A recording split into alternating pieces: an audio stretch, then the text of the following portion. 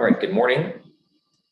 Welcome to our joint Planning Agricultural Affairs Committee meeting, the second joint meeting of 2021 to deal with our official plan.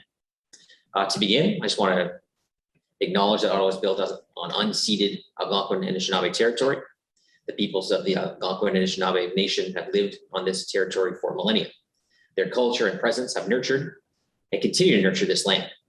The City of Ottawa honors the people and the land of the Algonquin and Anishinaabe Nation. We extend our recognition to all First Nations, Inuit, and Métis peoples for their valuable past and present contributions to this city, and of course, the future contributions. So on behalf of both members of our two committees, we're happy that you can join us today as we consider the new official plan for the City of Ottawa.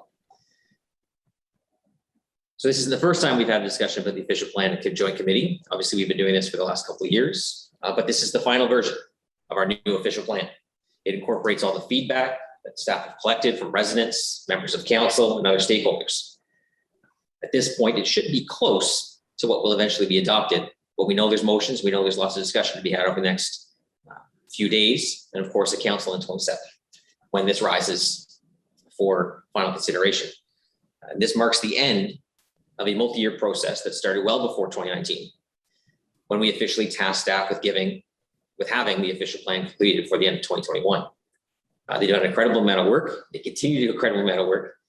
And we are here 2 months before the end of the year with the final products before us. On behalf of council and everyone in Ottawa, because this plan does impact everyone in Ottawa, we'd like to say thank you to the incredibly talented team that has delivered this new official plan. Eli? Thank you very much, Chair Moffat, and thanks staff for an amazing job on tight timeline. Before we continue, let's get roll call out of the way. I'll ask our committee coordinator, Mr. Desjardins, to call the roll, and I'll remind you that we need 7 of our 13-member present to maintain quorum. So please leave your camera on during that time. Mr. Desjardins. Councillor Brockington. I'm here. Conseiller Cloutier. Présent. Councillor DeRose. Here. Councillor Judas. I'm here. Councillor Hubley. Here. Councillor Leeper. Good morning. Councillor Meehan. I'm here. Councillor Menard. Here. Councillor Tierney. Here. Vice Chair Kitts. Here. Chair El-Shantiri. Here. Chair Gower. Here. Chair Moffat. Here. Everyone present. Thank you, Mr. Desjardins. Thank you. Are there any declarations of interest? See none. So let me outline how we will proceed. In a few minutes, we'll ask staff to give us an overview of the new official plan. That will take about half an hour. We will then hold any question to staff until after we hear from our delegations. So far, we have up to 94 delegations. We will only consider motions after delegation. But having them on the table early means speakers will be able to be aware of everything being considered. Unfortunately, we're not going to be able to introduce motions this morning or before the speaker. We're going to go to the speaker first, and then whether tomorrow or Monday, we'll introduce the motion. So if you have any motion or you're thinking about any motion, please submit it to the clerk's office. It will also give councillor and staff time to review and clarify those motions during discussion.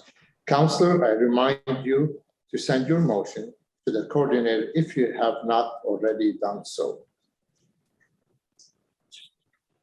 So as Councillor El-Shantiri mentioned, we will not be hearing motions this morning. We do have delegations that we will be getting to as soon as the presentation from staff is done. We have 94 delegations registered to speak before us today. And we also have many written submissions as well. And you can see those written submissions. They are all shared with members of council. So the deadline to speak is now passed, but anyone can still submit one of those written submissions. And the committee coordinator, Mr. Desjardins, who is here, well, he's not here, he's in council chambers. We're both sitting in a vast abyss of openness. He will receive motions up until council meets to deliberate the official plan on the 27th. And those motions will be distributed to all members of council. So as we go through each delegation, we will keep announcing who's next to come. So we'll make sure that we keep things flowing. So we'll provide an update on the next three every time that we introduce another speaker. So this will help anyone waiting their turn or watching on YouTube know your speaking time is approaching, which brings us to information about Zoom meetings. Let me cover a few basics for everyone joining us today. Remember to keep your microphone muted until we call on you to speak. You should also use the raise hand button at the bottom of the screen to let us know you want to speak. With the help of the committee coordinator, we will do our best to watch those cues. If any councillors or staff are joining by phone, you can press *9 to raise your hand. You can also press *6 to mute and unmute yourself. If anyone has trouble signing onto the meeting, you should contact the clerk's office. The phone number is 613-580-2424, extension 22953. Repeat the number, 613-580-2424, extension 22953. Stop. Thank you. And reminder, this meeting is being live streamed and will be archived on YouTube, which means over the Christmas holidays, if you have 20 to 30 hours to spare, you can go back and rewatch our entire meeting on YouTube, which is super exciting. So as you might assume, if you enable your camera while you speak, you will appear on screen, captured for eternity on the live YouTube stream. If you don't want to appear on screen, like if Jeff has to change from pants to shorts, make sure you turn your camera off. When we call on delegation to speak, please unmute your mic and begin. If you have provided a presentation to the committee coordinator, please tell him to advance the slides as necessary while you speak. And that's commonly, next slide, please. Next slide, please. And Mark will get used to that today, as he hears it probably 1,000 times. Our coordinator will do his best to give a 1-minute warning so that you can make sure you get in your main points and wrap up. Each committee member will have the opportunity to ask questions of delegations. We also welcome questions from any councillors who may have joined us. When questions to delegations are finished, the coordinator will place you, the delegation, back in the Zoom lobby on mute, where you can watch the rest of the meeting if you wish, or you can simply tune in via YouTube. I'll also point out that this meeting has been set up with French and English interpreters. On the bottom of your Zoom window, you'll see an option for interpretation, where you can select an audio channel to listen in either French or English.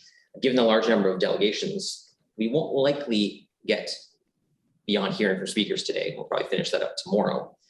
Only after we have heard from all delegations will councillors have the opportunity to ask questions of staff, which again, tomorrow afternoon or Monday, depending on how things go today, but we'll make sure we update committee members by the end of today as to what the plan is for tomorrow and into Monday. At that point, we will consider, so after we're done everything and motions after questions to staff, we'll get to the motions to deliberations. So we plan to go no later than 8 p.m. today. We will take a 30-minute lunch break at about 12:30, depending on the speakers, and another 30-minute break at about 5:30. We might pause for more bio break if we need to, but at least you can plan your lunch and your dinner time. It will be a long meeting and will last a few days. The official plan is Ottawa's most comprehensive planning document. We need time to give due consideration. If we find we are not able to finish up today, we will resume at 9 a.m. tomorrow. Scott. So however long this takes, we just want to remind members of the committee and everyone to be considerate and patient as we proceed. I think we see sometimes meetings where patience and consideration doesn't happen. I don't think we want to experience that over and over again. So what we have today, what we're looking to do, is a significant task. We're looking to replace an official plan that's been in effect since 2003. And in fact, that official plan itself was merely an amalgamation of old official plans from all the former municipalities that made up the city of Ottawa, 11 of them to be exact.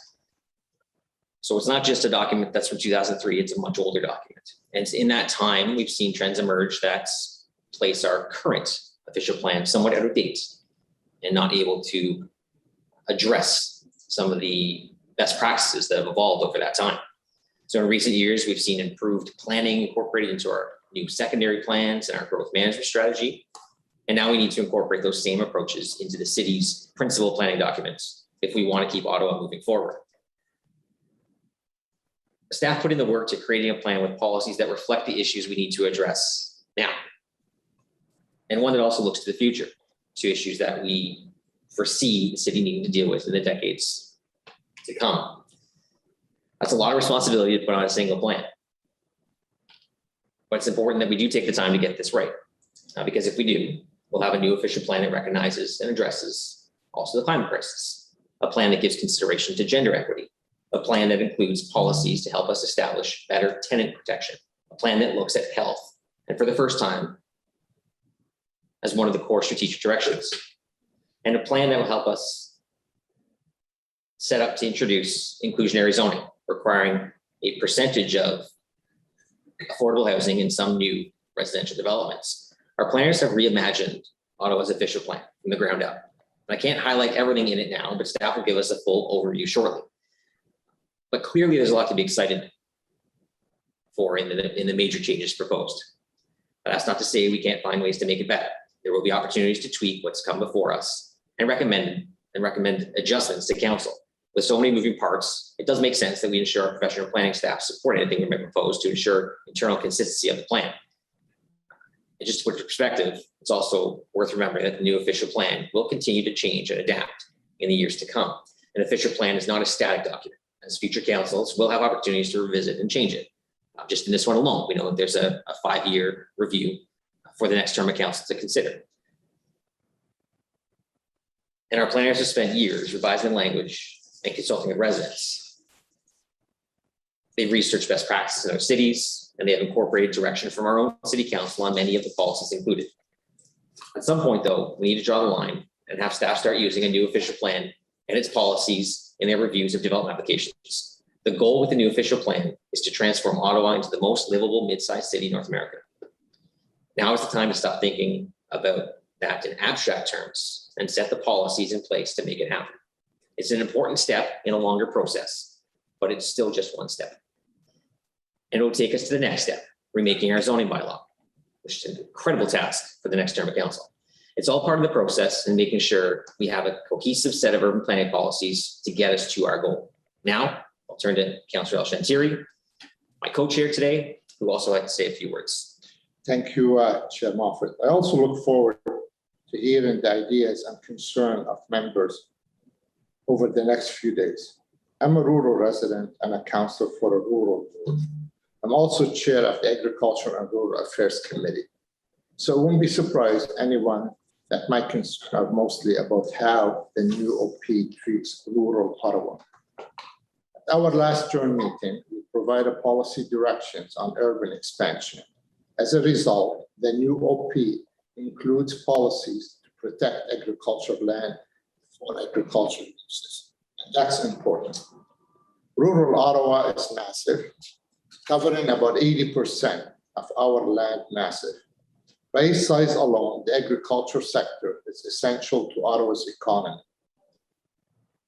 People might think first about the public service as Ottawa major employer, or they might recognize the high-tech sector as an economic driver.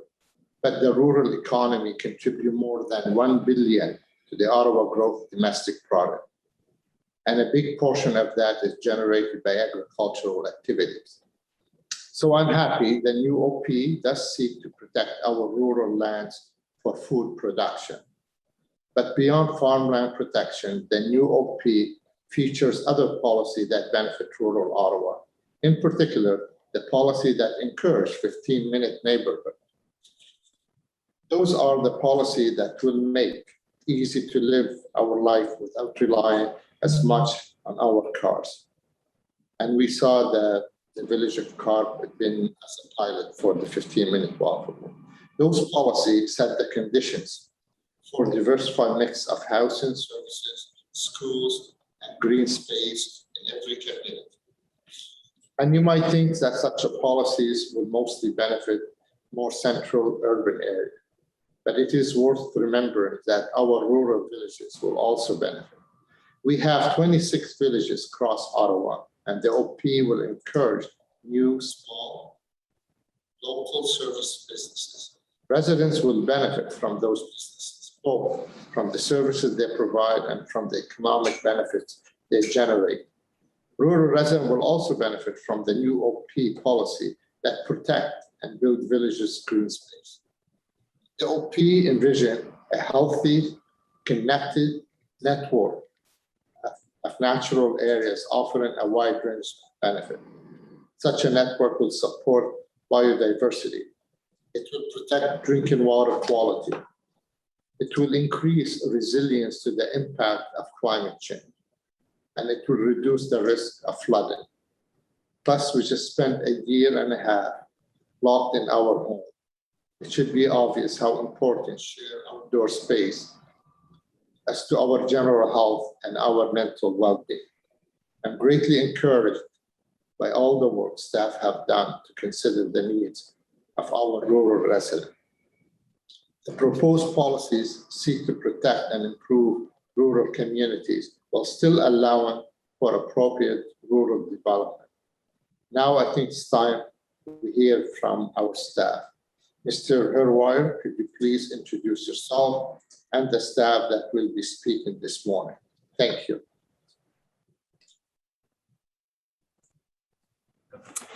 Thank you, chairs. It's my pleasure to be here this morning to introduce the presentation and tabling of the staff report. My name is Don Herwire. I'm the Director of Long Range Planning and Economic Development at the City. Following me, Charmaine Forey will be speaking about the engagement side of this lengthy process and I think the success story that we've realized through that process. Alain Miguelez will be delivering the bulk of the presentation, and he'll be supported by Inga Rosendahl from Ottawa Public Health, which was a key part embedded in our official plan team, and Andrea Flowers, who's the lead on our climate change and resiliency team. So I think the chairs have provided a very good overview, an introduction of where we are and where we've come from. If we go to slide 3, I'll provide just a brief recap of the, it seems like many years, and it has been 3 years. Sorry, the slide before that, please, Mark. Thank you.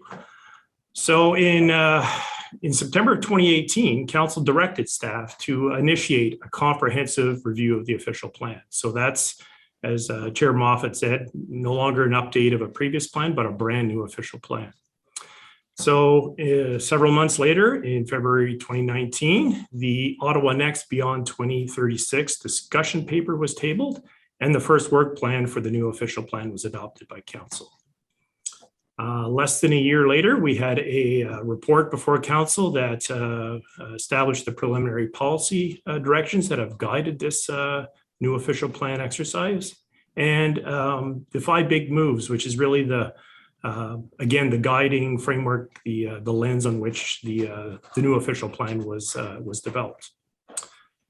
So less than a year later, we had our first draft of the new official plan released in November of 2020, and a lot of engagement and discussion along the way that Charmaine will touch on. And of course, members will recall in May of 2020, the first growth management strategy report, which was approved by Council, and that established the land supply requirements for both residential and employment or industrial and logistics lands. And that was adopted at that point. Fast forward again, February 2021. The second growth management report was approved by council, and that dealt with the urban expansion and industrial land requirements that would be incorporated into the official plan that we have before us today. Along the way, again, there was extensive consultation and work with agencies and stakeholders. Our second draft of the new official plan was released in July of this year. And yeah, fast forward, here we are, October, with the report before us. There was an open house, successful open house held in September of 2021. And again, a lot of work in a very condensed time period by a dedicated team of professionals, not just from within planning, but across the city that have inputted into this plan. So without further ado, I will turn it over to Charmaine, who can give an overview of the engagement exercise. Thank you, Don. And good morning, everyone. As mentioned, I am Charmaine Forey, and I had the pleasure of being the lead on the engagement for the new official plan. Chairs and committee members, I would like to outline the public engagement efforts for the new official plan. We started the engagement early in the process with Beyond 2036 in 2019, and we continued the momentum until here we are today. We used a different approach. We got out of City Hall and we went into the community to the residents. Unfortunately, COVID-19 hit and we had to pivot the way we do business. So no longer was that an option, and we moved to a virtual platform. Residents and stakeholders now welcomed us into their homes. The outreach was beyond the residents who are regularly engaged in planning matters. The virtual platform provided others to join the conversation, and we saw many new faces that we had not seen before. As the slide indicates, we had 157 engagement activities. We had 29 surveys, online surveys, which include surveys on the discussion papers, the 21 highlight sheets, the 5 big moves, and the most responded to was the 15-minute neighborhood survey, which we had over 4,000 responses. Also, we have the Engage Ottawa website, which is a one-stop shop for all of the products. Everything was there. They could ask their questions. They could see all the presentations. Everything was on the one website. We did awareness videos, and also we had a dedicated official plan web inbox, which residents and stakeholders used quite actively, and it was somewhere they could ask their questions. We had the opportunity to have over 140 engagement touchpoints with residents. And we also reached the 11 traditionally underrepresented groups. We formed the Ambassadors Working Group. We did youth engagement. We had customized rural engagement, attending their BIAs and their farmers annual meeting. And also we applied the gender and equity lens in all of the policies.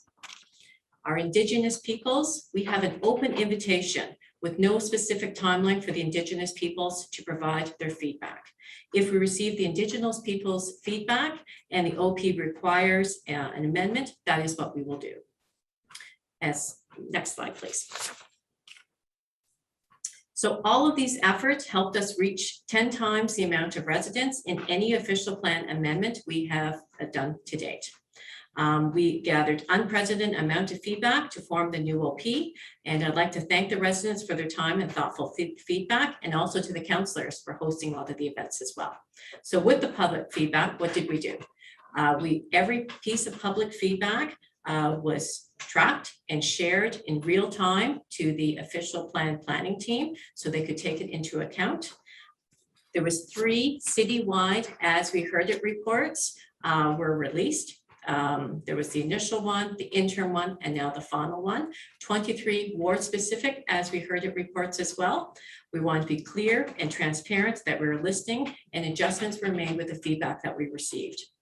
All reports can now be found and have been found throughout the process on Engage Ottawa. As policies were drafted, next slide, please. As policies were drafted, we released them on the website for review.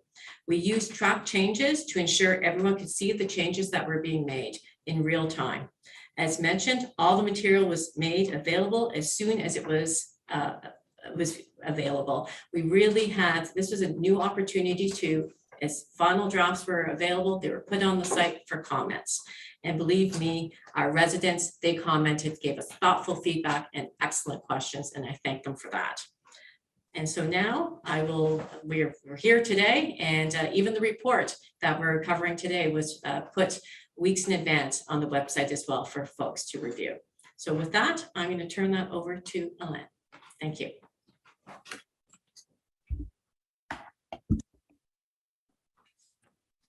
Thank you very much, Charmaine, chairs and members of committee, and to everyone watching this morning, good morning.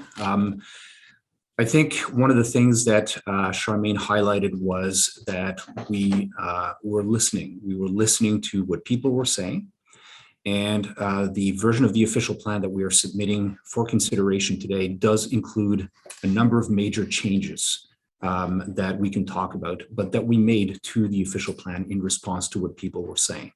This is everyone's official plan, and we want it to be an official plan that guides the city based on a common understanding of where we are saying collectively that it should go. As the chairs pointed out, our staff worked on a completely new structure for the official plan. And I want to take this time to thank my staff for the work that they've done. It was an intellectual and technical and professional effort that has no parallel, I think, in Ontario and probably in Canada. And the plan that we have today is truly a plan that is by Ottawa and for Ottawa. Some of the changes that we talked about was with our use of overlays. We did some significant changes to better map what we are portraying as a good way to outline the contexts of the city that need their own policy directions and objectives. We made changes to how we deal with density, both in a way that maintains our ability to comply with the provincial policy statement, but provides the flexibility that is needed in order to capture the essence of each place in the city. We addressed the issue of allowing single detached dwellings to be reconstructed. Next slide, please. We did quite a bit of work on the issue of housing affordability, and we will have a slide on this a little bit later. But basically, the new OP that we're submitting for consideration today goes much further than the one we currently have, both in providing more housing choice and diversity in established neighborhoods and putting in place some of the new tools that we have in order to continue to obtain as much affordable housing as we can. There was a lot of talk about minor corridors, and we have clarified the intent of the minor corridor designation. The minor corridor designation is part of the gradation that we see in the city that exists today and that we see emerging over the next 25 years as we provide more opportunities for more neighborhoods to become 15-minute neighborhoods, which is a concept that through the surveys and through the public consultation received a lot of agreement.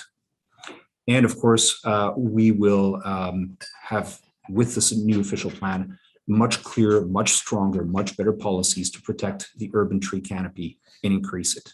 Next slide, please.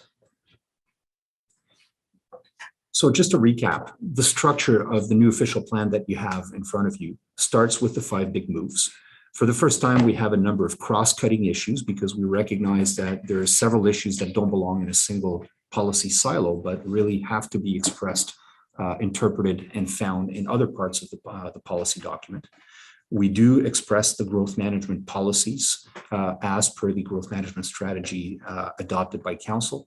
We have our citywide policies, which basically are built on the system of transects, designations, and overlays.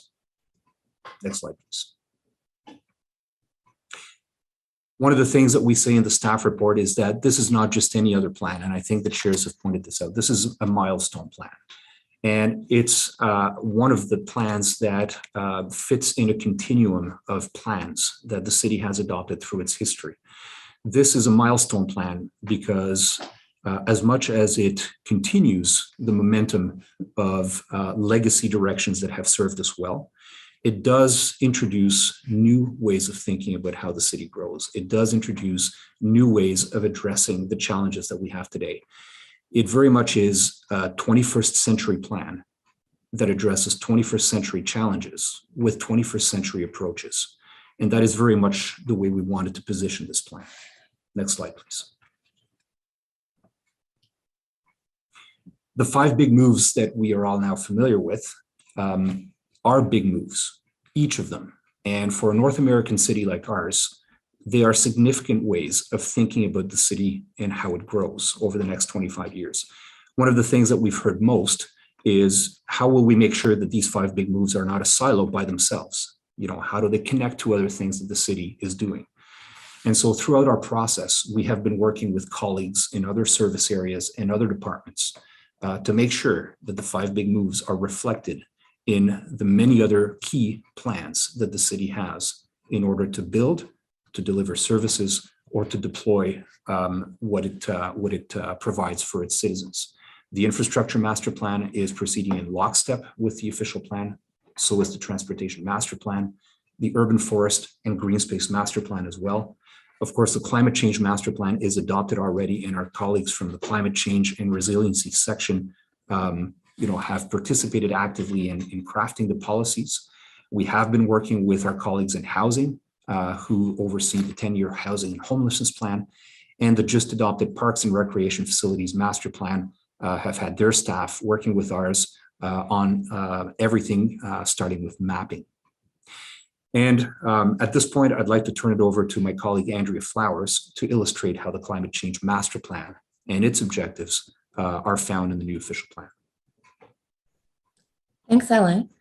In January 2020, Council approved the Climate Change Master Plan, the overarching framework for how Ottawa will mitigate and adapt to climate change over the coming 3 decades. The Climate Change Master Plan includes short, mid, and long-term targets to reduce greenhouse gas emissions to 0 by 2050. These targets are in line with the Intergovernmental Panel on Climate Change and the recommendation to limit global warming to 1.5 degrees Celsius. One of the 8 priorities in the Climate Change Master Plan is to embed a climate lens in the new official plan, so that climate considerations are embedded throughout our land use policy and our frameworks. To do this, the official plan sets a vision for Ottawa to be an energy-conscious city where people can live, work, and play in all climate conditions. The official plan includes 8 strategic goals related to climate change, 3 related to mitigation, or how we reduce our greenhouse gas emissions, 4 related to adaptation, or how we build resiliency to future climate conditions, and 1 which deals with both mitigation and adaptation.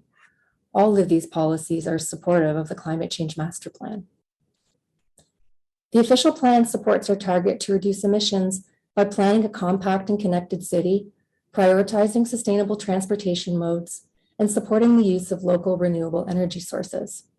The growth management strategy is consistent with energy evolution, Ottawa's plan to reduce emissions, and it includes Ottawa's 60% intensification targets.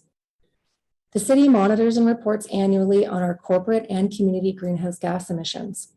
The OP sets the intent for us to apply a climate lens to the monitoring of intensification where it can influence emissions. This will be carried out as part of the annual status updates on the Climate Change Master Plan. The official plan also includes sustainable and resilient design as a priority for new development. The energy and emission performance of new buildings, as well as the design of new communities, will be assessed through either the proposed high-performance development standard or through community energy plans in support of council-approved GHG reduction targets. The official plan also directs the siting of renewable energy generation projects needing provincial approval, such as solar, wind, and biogas. Although there is not currently a provincial policy or procurement mechanism to allow these types of renewable energy to be sold to the grid. In terms of climate resiliency, the official plan includes policies to reduce the urban heat island effect, protect trees and natural heritage, reduce the risks of more severe riverine flooding, integrate future rainfall into stormwater management planning, and enable local food production. Thank you. Back over to you, Alain. Thank you, Andrea. Next slide, please.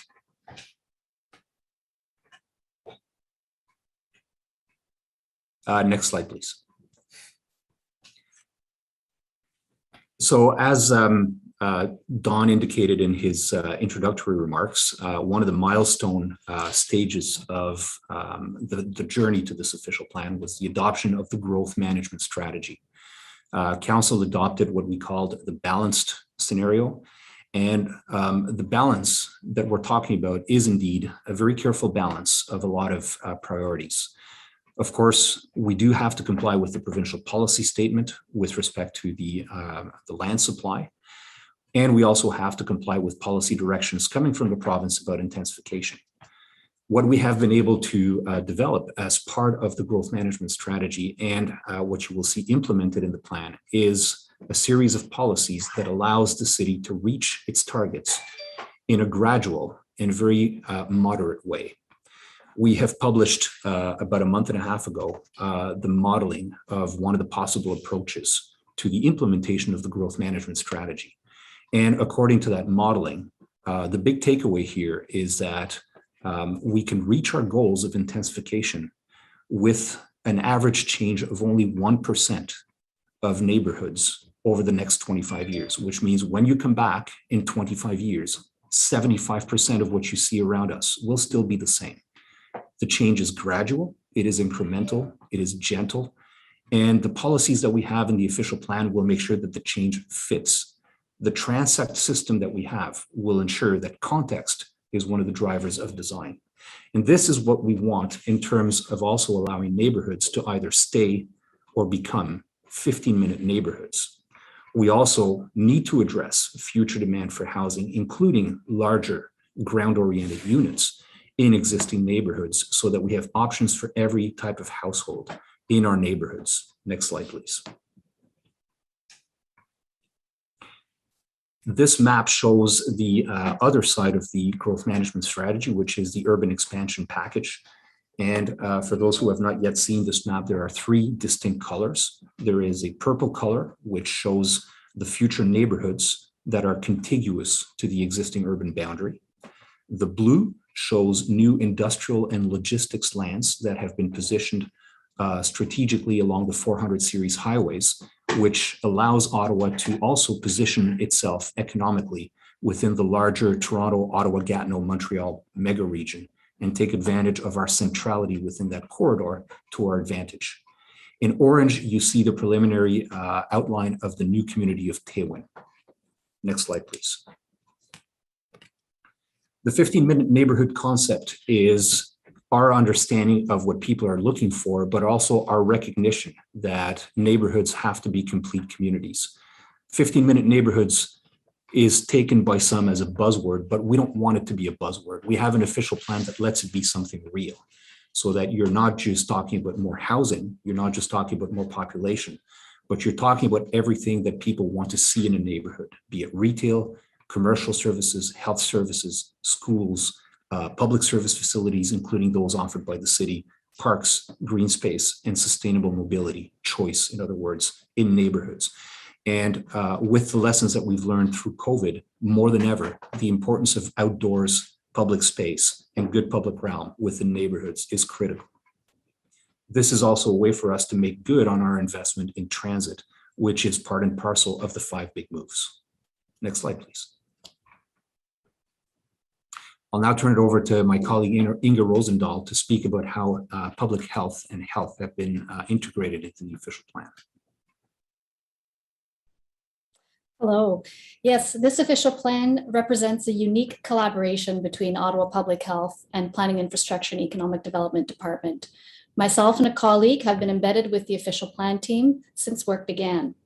This includes, at the start, the health-focused official plan discussion paper called The Building Blocks for a Healthy Ottawa, which helped summarize the evidence base on how health and the built environment intersect. Then we had the 5 big moves and the preliminary policy directions, which included embedding public health and climate resiliency into the framework of our planning policies. And as a result, in the new official plan, we have a cross-cutting strategic direction called Healthy and Inclusive Communities. This section lays out the policy intent statements that advance health and well-being. And this includes direction related to 15-minute neighborhoods, for instance, age-friendly communities and sustainability. Healthy communities considerations also influence policies throughout the rest of the OP. There was a lot of discussion on many topics and policy areas to make sure we were considering the health implications and leveraging opportunities to have a positive health impact through public policy. This includes through inclusion, climate change, mental and physical health, and many of these policies have been tagged throughout the OP with a heart icon in sections like urban design, parks, mobility, etc. So this sets us up to creating the conditions to promote health and well-being and reflects those planning considerations that make us more resilient to major disruptors. Such as with the current COVID-19 pandemic, we know that features such as treed streets, local outdoor gathering places, walkable and bikeable neighborhoods, and local access to amenities and services really do help support our resiliency. And walkable 15-minute neighborhoods is a framework that captures these characteristics and will be very important for advancing health and resiliency. And as you heard from Mr. Migueles, it's a cornerstone for the new OP. Thank you.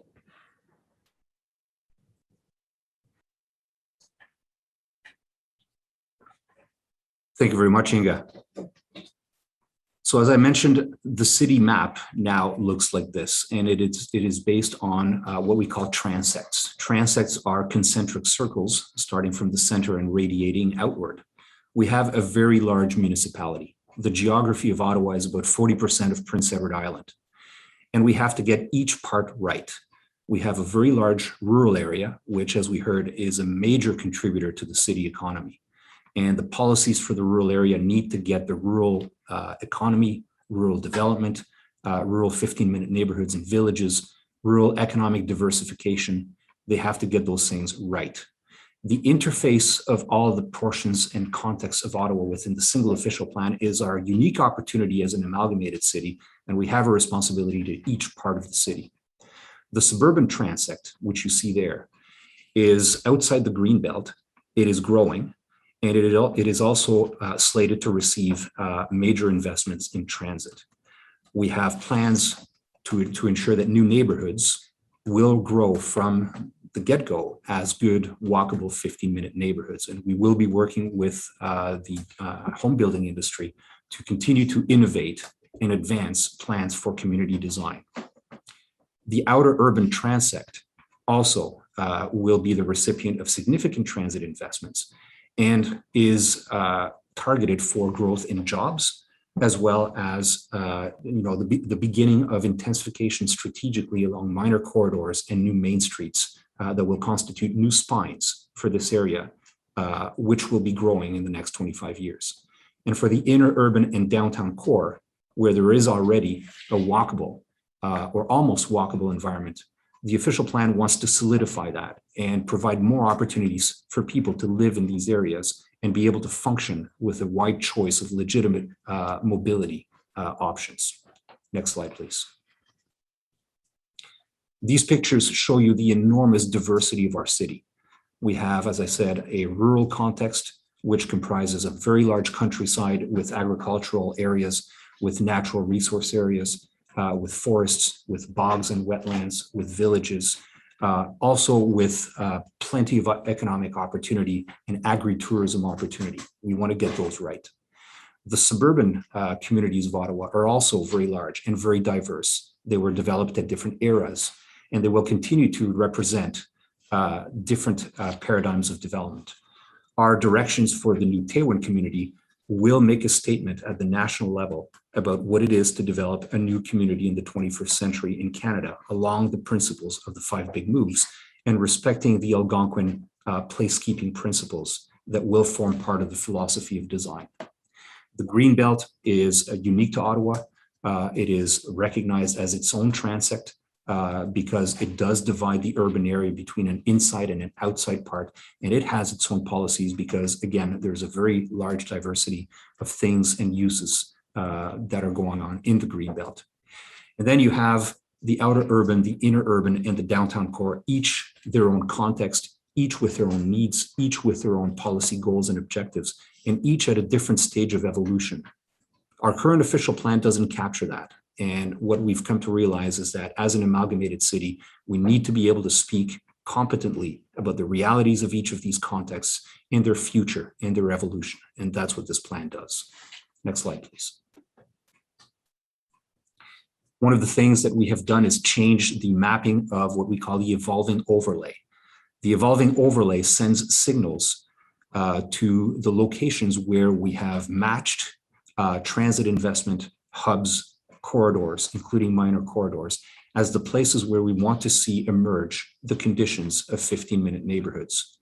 The evolving overlay is, in a way, a skeleton that starts to show where the elements of 15-minute neighborhoods are seen as emerging over the next 25 years. Again, we are talking about a slow and gradual emergence.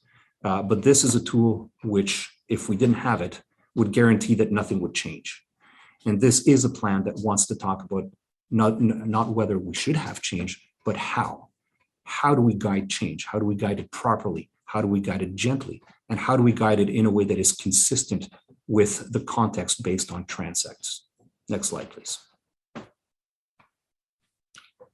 We will be hearing through these next few days about affordability of housing.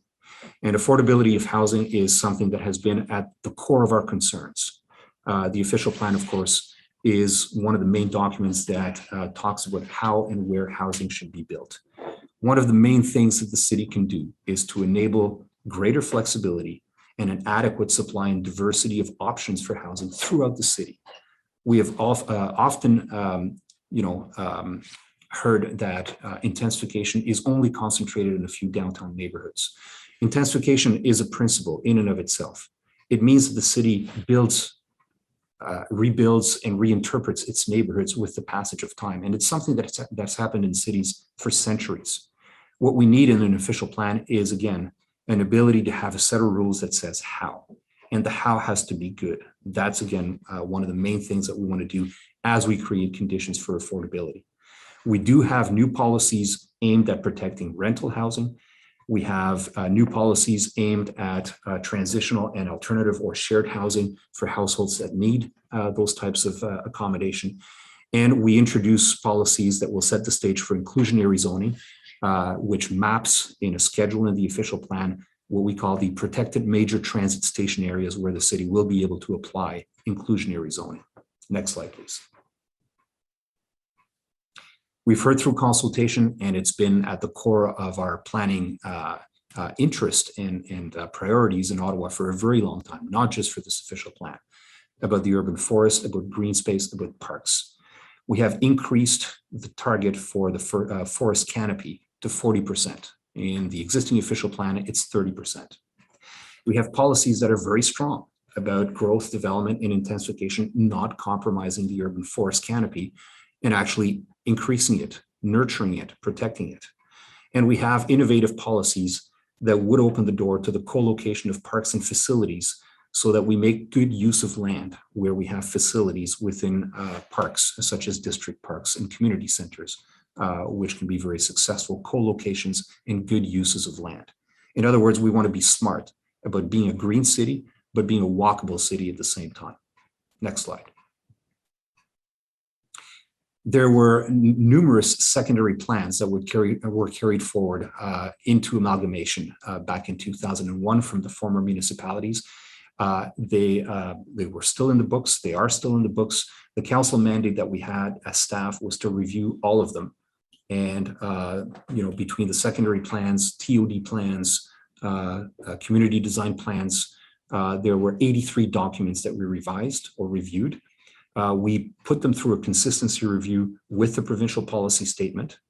Some of the secondary plans were originally adopted in the early 1970s and were still referring to old planning acts and old provincial policy statements. So they needed a consistency review from that standpoint.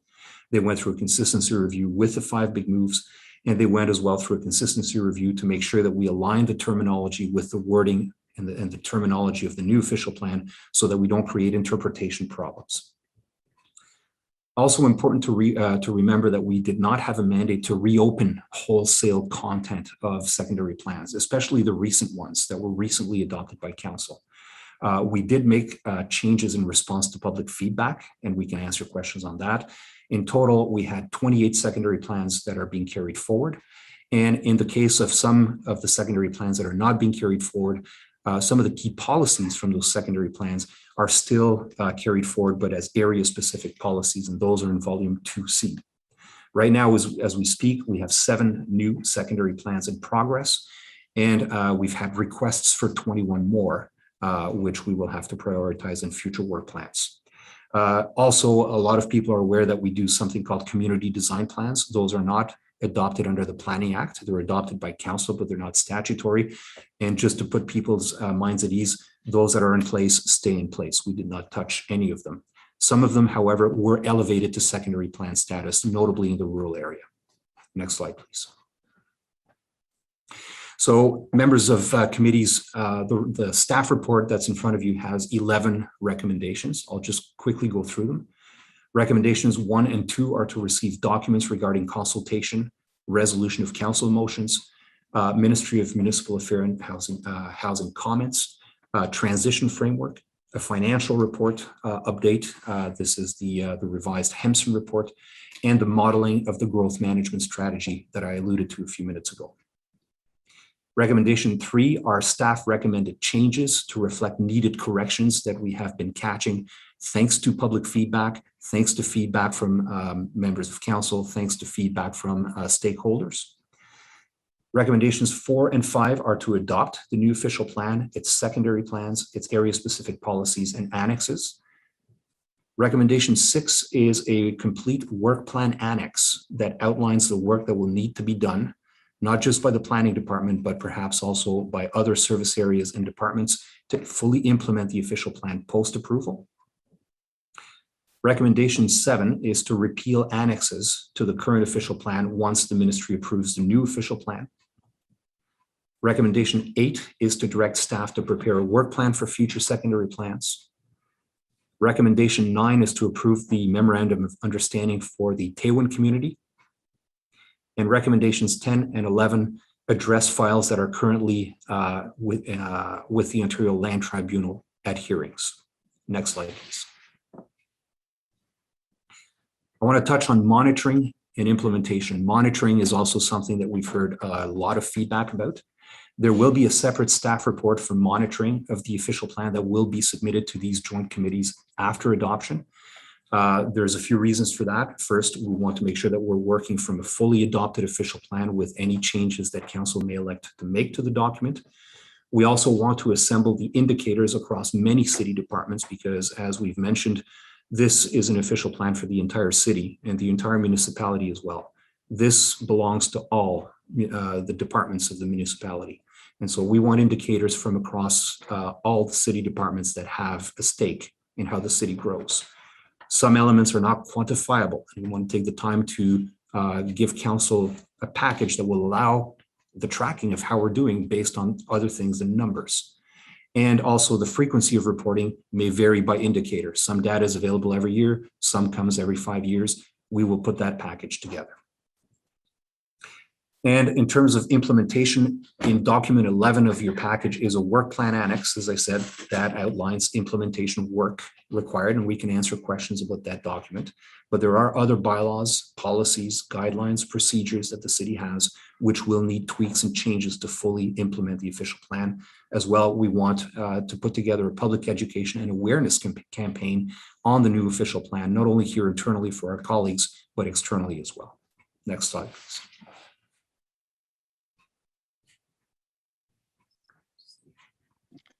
I would like to now ask our general manager, Mr. Willis, to make a few concluding remarks. Thank you. So chairs and members of committee, it's a privilege to bring this report for you today. It's not every day we bring a report of this magnitude to committee and council for consideration. There is an enormous amount of hard work that's gone into creating this from all kinds of different groups, and I want to acknowledge that hard work. First of all, I want to thank Alain, Don, and the dedicated OP team, people from all kinds of different professional backgrounds and interests and specializations for their passion, their hard work, their creativity, their problem solving, their listening, their making changes based on ideas. And they've done an enormous amount of work in the last couple of years, and this has been an intense pace. And I really compliment them for their diligence and really commitment to building a better city. I want to thank Charmaine and our business and technical support services team for their outreach and engagement work, and chairs. There is a lot of work that a lot of unsung heroes that do work behind the scenes that you would not interact with. There are people from Charmaine's team who support the logistics of consultation, help you on motions, do graphic arts to make our documents more understandable, do web postings, accessibility and translation elements too. And all of that is necessary to make this process work. And I want to thank them because they've put in long hours as well. I appreciate the efforts of all of my colleagues and senior leadership team in putting some of their staff forward to assist us in this project. Not all planning in the City of Ottawa is done in the planning department. We have support from all of the other departments, and I'm very, very thankful for the support they provide to us in getting this project done. It's a document our department project manages, but it's a document of the whole organization. And I thank my colleagues for their support. I have a special thanks to Dr. Vera Etches and the planners at Ottawa Public Health. I told some of you the story that when I first arrived at the city and joined the job, I had a coffee with Dr. Livy, who was Dr. Etches' predecessor, who was, I think, somewhat disconcerted the fact that public health and planning didn't talk to each other very well. And then when Dr. Etches came on board and she and I had our first meeting, we sat down and we came up with this wild idea that why don't we embed public health planners in the official plan team? And she lived up to that commitment. She did that for us. And I think we are the first major city in Canada ever to even try that. And despite the enormous work that Dr. Etches has done in the biggest public health emergency of a lifetime, she has always been a faithful supporter of our work we need to do on this plan. I thank her for being a true partner in this. And I think we've done something different than any Canadian city in doing that. Council asked us to create an ambassadors working group of people from all kinds of backgrounds and different groups who traditionally weren't consulted in traditional public meeting processes. That was a council direction. And it was an outstanding idea, and it has worked beautifully. And I thank all the members of the ambassadors working group for bringing that diversity of ideas and opinions to the table. And it's such a good idea that the department would like to continue to use this ambassadors group or versions of it in the future to inform further planning efforts. And I thank council for that idea. That was an outstanding direction. I have talked to many heads of many community associations, and I thank them for their passion for their communities and their commitment, and for many of them for understanding and reaching beyond their own communities and looking at the issues on a citywide basis. And they have been good partners in this process, and all of the residents who took the time to provide feedback in the official plan. I thank all of the councillors who've come to me with ward-specific issues and giving me the understanding of the needs in different parts of our community. It's very hard to find consensus on every issue when you're dealing with competing aspirations. But people from urban, suburban, rural groups have all made a constructive effort in this process to suggest improvements to what we're putting forward. Debate on the remaining issues that council will do is healthy and good for a city of 1 million people that's growing to 1.5 million. We all want to define how to build the most livable mid-sized city in North America, and that is council's role to set that strategic direction. And staff is here to provide you support and advice in the coming days and give you our best advice possible, but the decision is council's. And I hope at the end of the day, council can walk away with some pride in what we've accomplished and some satisfaction that we have definitely put, as Alain said, the 21st century official plan in place. At the end of the day, this is a community-built plan in many ways, and it's supported by, as I said, experts from different professional backgrounds, but it does reflect the attitudes that are very Ottawa specific. This is not something we've lifted from another city and just dropped here. We have built an Ottawa version of an official plan. And at the end of the day, that's what really matters. So committee and council, as I said, we're here to support you in the coming days as we hear the delegations and provide your advice as council brings forward the final recommendation for approval. Thank you.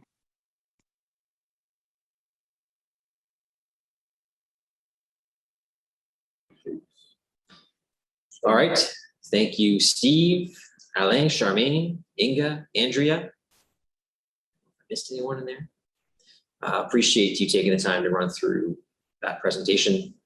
And without further ado, we will go directly to our delegation list.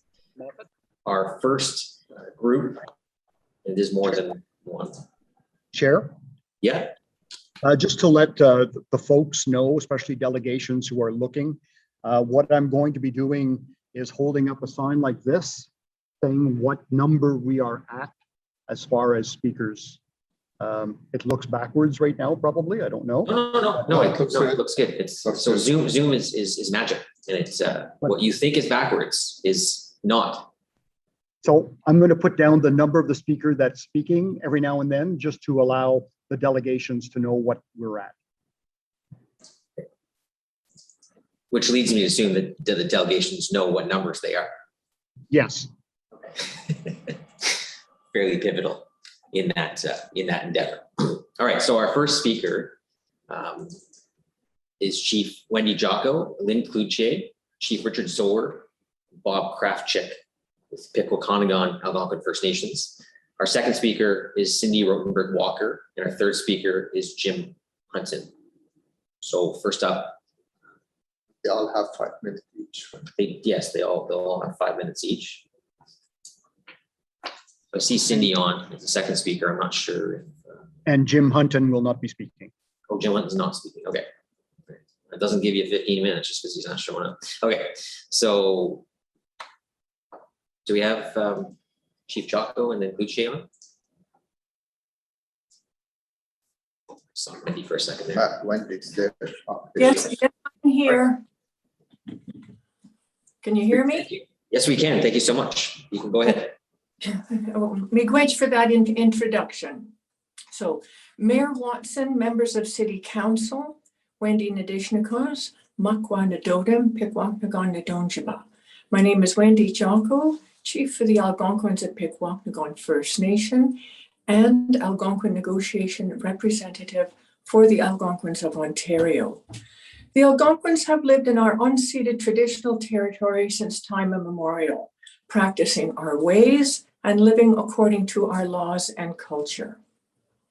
We continue to assert and exercise Aboriginal title and rights to and in all parts of our unceded traditional territory. We are gathered virtually today on the unceded territory of the Algonquin Anishinaabeg people to discuss a once-in-a-generation opportunity to build a sustainable, inclusive, and connected community that will advance the very important work of truth and reconciliation in this city. Taywin means home. For the Algonquins of Ontario, the Taywin Development Project is an opportunity to pursue and build a shared future in this city. It is an opportunity to participate more fully in the socio-economic fabric of Canada and to demonstrate the value of the principles and wisdom enshrined in our 7 grandfather teachings. Taywin is not just a business deal for the Algonquin people in Ontario. Taywin reminds us that we are home in our traditional territory and assures us that we can rebuild our meaningful presence on these lands and within the social fabric of the city. Algonquin history, culture, and voice have been a foundational element of the consultation, planning, design, and development of Taywin. Indeed, working closely with the Taggart Group of companies over the past year has demonstrated the strength of building partnerships based on Algonquin values and teachings and grounded in reconciliation. Our teachings will continue to be embodied within the community design process to create a place that is healthy, respectful, sustainable, and connected to the earth. Taywin will be a place that Algonquin people see themselves reflected in. It will set a new precedence for how communities can be developed in Canada and for what the future work of reconciliation might look like in the 21st century. The development of Taywin will make Ottawa the only city with 2 One Planet Living certified communities, positioning the city as a world leader in sustainable community development. Taywin will serve as an unprecedented model for smart, compact, and integrated urban growth. Together, we will demonstrate how a new holistic vision for community development can address challenges like affordability, climate and habitat, housing, and reconciliation. Now is the time to be bold, to allow for the creation of a new community based on Algonquin practices and teachings, to set a global example of sustainable community development, to enable the Algonquins of Ontario to be more fully participate within the growth of the city, and to demonstrate the value of centering Algonquin practices in a large-scale, future-focused project. 1 minute. It has been remarkable to be part of the creation of this vision for Taywin. I hope you will agree that this is an exciting opportunity to behold, to be bold action on reconciliation here in Ottawa. So because I only have limited time, I would now like to introduce Richard Zor, Algonquin negotiation representative for the Bonashir Algonquins. Miigwech, thank you, merci, for giving me this time to make this presentation to you today. Miigwech.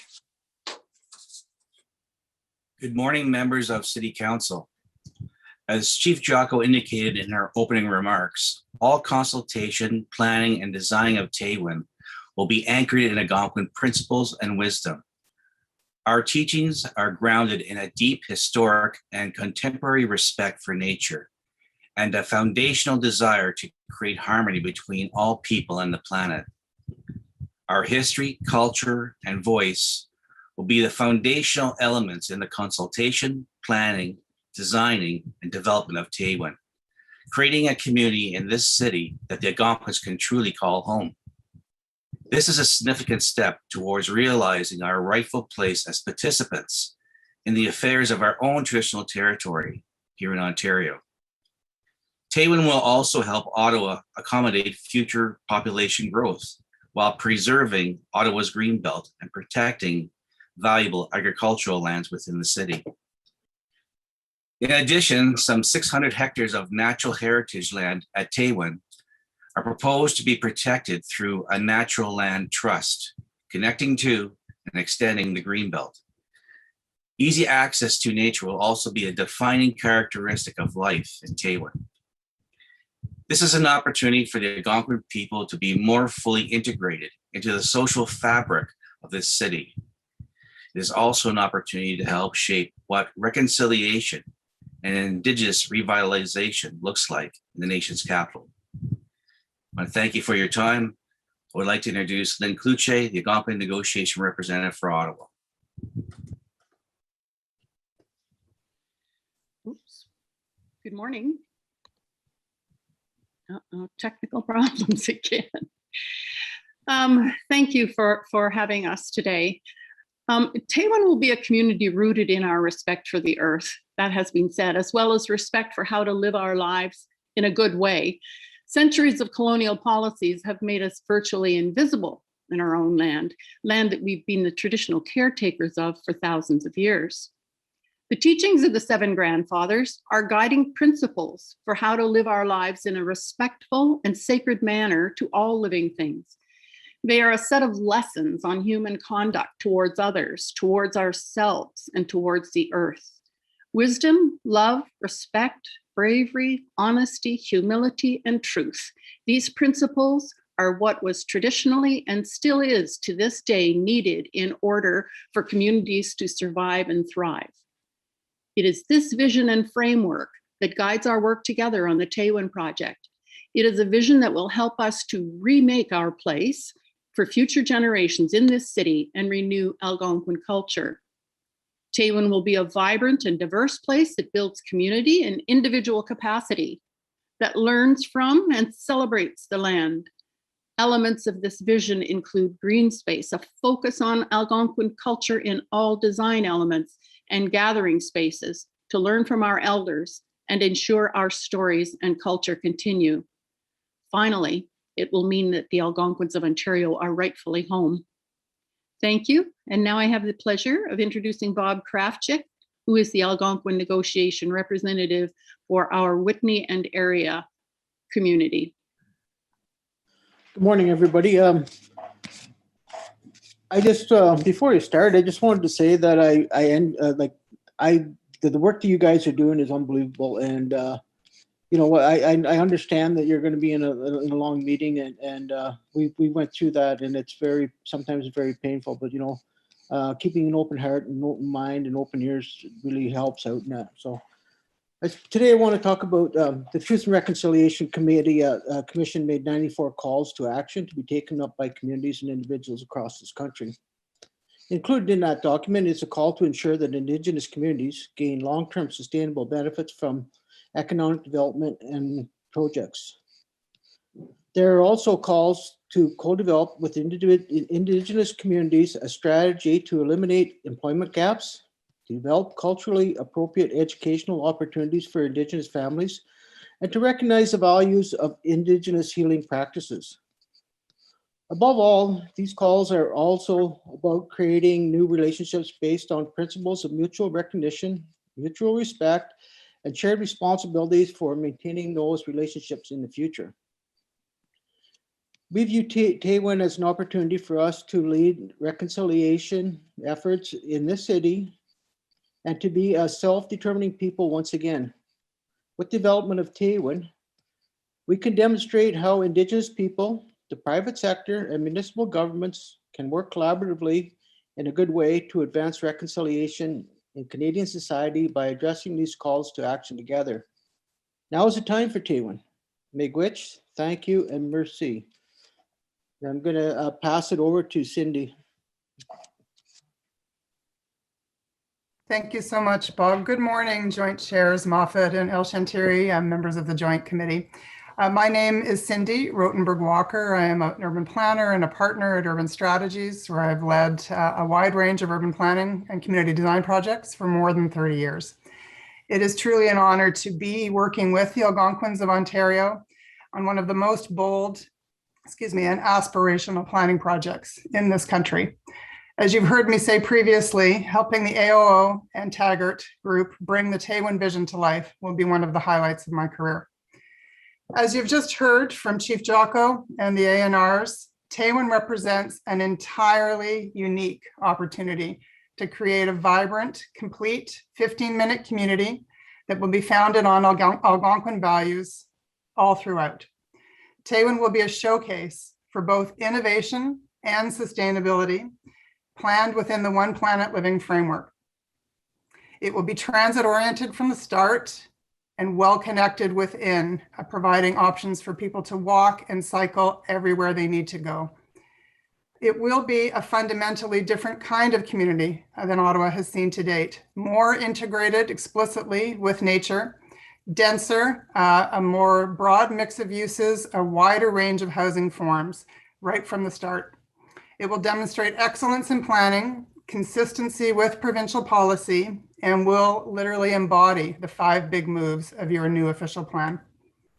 Since this matter was last before Council in February, the Taywin team have been working collaboratively with your city staff, both in the planning and engineering departments, to draft Annex 10 to the new official plan that you see, which outlines the full range of studies that will be required to ultimately define Taywin. We have together agreed to follow an integrated Planning Act and Municipal EA Act process, which will result in an agreed upon community design plan, a companion secondary plan, and of course, the financial implementation plan. The process will embed Algonquin leadership, community visioning, extensive public consultation and stakeholder engagement, preparation of numerous technical studies and reports, and decisions regarding land use planning and environmental protection. Work on developing the more detailed terms of reference for each of these required studies is already underway, again, between the city's planning and engineering team and the Taywin team. As committee members will know, city staff have identified the preliminary land area for Taywin in your new official plan.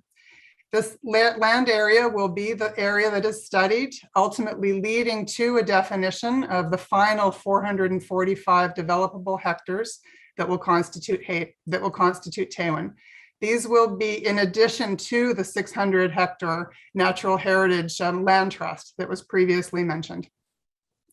The Taywin owners are fully committed to paying for Taywin services and infrastructure. Annex 12 in the new official plan that you have before you outlines the funding principles, the mechanisms, and the process that will be secured through a formal memorandum of understanding, ultimately signed with the City of Ottawa.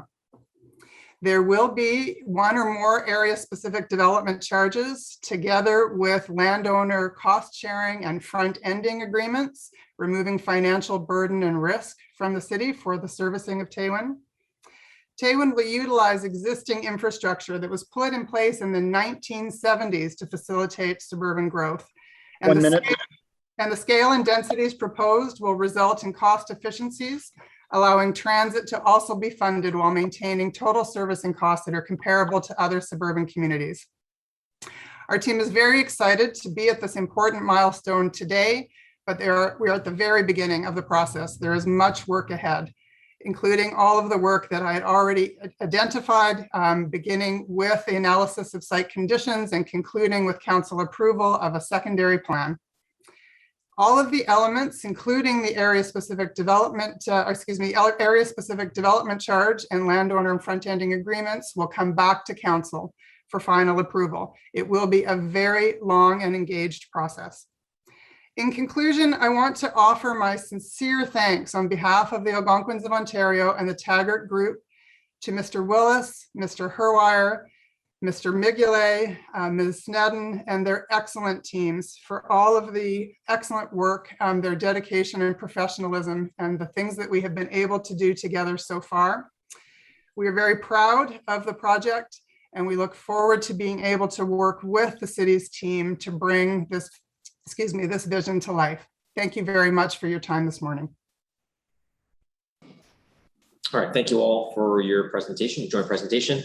We can now, that's the last of the delegations on Taywin. So we'll have you collectively receive any questions that we might have from members of council, members of committee.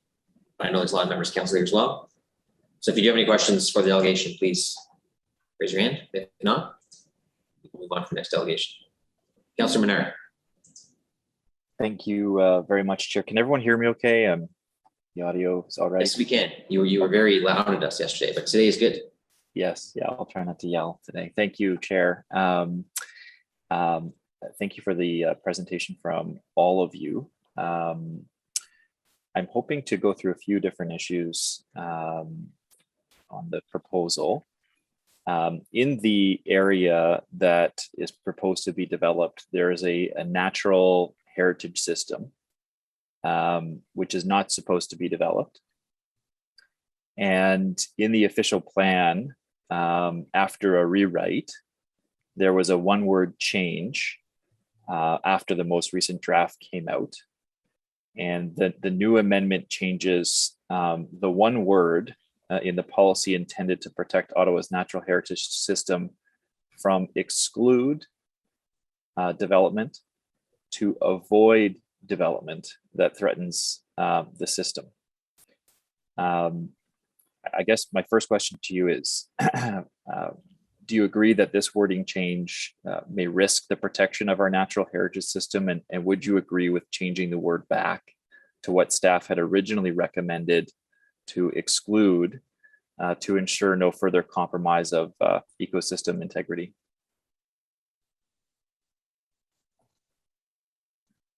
Through you, joint chairs, I would be happy to answer Councillor Menard's question. We are familiar with the word change that you are referencing. There were a couple of points of important clarification. First being that the land that has been identified on Schedule C17 for study for the future Teywin community is not it does not interact with the natural heritage system. It is entirely outside of the designated natural heritage system. So I wanted just to clarify that. There are, of course, essential natural heritage features that will be located within the community and will be part of that extensive set of technical studies that I referenced. The conversation in terms of exchanging the word, I'm sorry, I'm having a mental gap, but it's, I think, prohibited to avoided, something to that effect, is really in recognition of the kind of process that the City of Ottawa has always gone through. And this would apply only to future urban expansion beyond what we are currently discussing today. And it is essentially a recognition that a natural heritage system has been identified to date on the basis only of aerial photography. It has not been truthed on the ground, as we like to say in the profession. And so that word change simply allows city staff, in some cases provincial staff, the opportunity to receive more up-to-date and accurate information regarding the actual conditions on the ground and to make decisions about what is best for the system as a whole. That's, I think, the very important piece that Ottawa staff are bringing forward, is to think about your natural heritage system as a system. Okay, and was it Teywin proposal that requested the word change to city staff? It is my understanding it was a proposal from GOBA. From GOBA. Okay, good to know. Thank you very much. I'm trying to get a better sense of the timeline, because obviously the way the deal is in front of us now, there are concerns. Did Taggart reach out to the AOO Realty Corporation, or was it the Realty Corporation that reached out to Taggart first on the deal? Through you, joint chairs, I believe that's a question that either Chief Jocko or Ms. Cloutier should respond to. I can take that one. It was the Algonquins able to acquire the land who reached out to Taggart Company. I just want to be clear, before you owned the provincial lands that you had bought at fair market value, you reached out to Taggart, or was it Taggart that reached out to you in advance of that? I'm not clear on the answer. Well, you know, neither am I, but in answering your question, I'm wondering why, or is this a common kind of question that you would ask developers about their private business deal? And so at this point, I think the question is misplaced. I think the question should be, do you have the right to ask it? If you know me, I do ask questions often, because you know, the financial aspects of deals come up all the time in our committee, and that's why they do. So I guess the reason why I'm asking it now, Chair, is because of how this was presented to committee originally. And it was that the AOO Realty Corporation had reached out to Taggart in late 2017. And I just want to confirm some of those details, because the way this was presented to us was that it was strictly the AOO Realty Corp uplifting these lands initially. We didn't have Taggart present as part of it in the January 25th, I believe it was, discussion. So I'm trying to understand how this came about. It was a walk-on motion. So I want to go back to it to make sure we're making the right decision here. So I guess just to jump in on that. I mean, it was, while the motion in January was somewhat walk-on, you have to understand that the directions report did also include a provision to look at the Teywin proposal as part of previous deliberations and a motion from council, I believe in 2018, that directed staff to consider a new community as part of the official plan. So there were some comments in prior to that led to why staff would have explored that in the first place in their report. The only significant change in January was that committee decided to bring it forward now rather than wait for the 5 years. But I believe Ms. Kluche has answered the question on ownership. I would ask politely that you move to questions pertaining to the official plan that we have in front of us. I will. Thank you, Chair. And I agree with the analysis of or the sequence of events previously, that it was included in a staff report. But as you know, it went significantly further than what staff recommendations were at the time. And it was spoken to as a form of reconciliation in order to go further. And that the mayor's comments previously that if this is any developer, we wouldn't really be able to do this. But obviously, that's not the case. So May I interject here, just to be clear, AOO approached Taggart. So if okay, that. thank you. That's helpful. Thank you, Chief Jocko. That's very helpful. And any straightforward discussion we can have would be very, very helpful. Did you own lands at the time in this area when you reached out to Taggart in late 2017? If I can answer that one. The AOO all along in the treaty negotiations have been assessing pieces of land that we could acquire through the treaty. We have had a land budget, as it were. Land became available through the regular disposition of properties that the governments have to go through, which is to offer it first to the Algonquins or the Indigenous group in situ. So the Algonquins had the opportunity and we needed a partner. It's as simple as that. We needed a partner because, as you know, our land claim has not been finalized. So basically, our assets are only potential. So other than that, again, I come back to my question to you in the first place is, and to answer, we are fully competent to be able to manage our affairs here. And we have had good advice. This is a joint venture, and the details of the venture are in fact private. I appreciate that. No question on competence whatsoever here. It is more about the following question is do you think Taggart would have had lands included inside the urban boundary in an area where staff were recommending against including lands if it were not for the AOO Realty Corporation? It's a bit of a hypothetical, right? I mean, I don't think as Ms. Kluche is saying, it's not something that they can really answer. Okay, I'll move on to question, right? I'll move on to other questions, Chair. We were told to approve these lands for expansion, even though it went against the city's own criteria. And we were told that we were to do that because it was going to benefit AOO. And so I guess in what ways will individual Algonquins in the province specifically benefit from Taywin?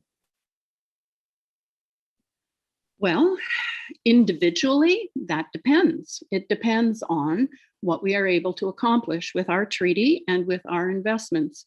So the idea being that as a nation in Ontario, and I know this is a controversial concept, that we will in fact have programming and we will have cultural building and we will have a rebirth of a nation. So how does that filter down to any particular Algonquin? Only the future can tell. But no Algonquins are going home with a pocket full of cash. All of the money is coming to the AOO Realty Corporation. The money will be managed in trust and we will deal with our affairs subsequently. Okay, and in terms of where the land is located, see Councillor Kitts has questions and directly related to her ward.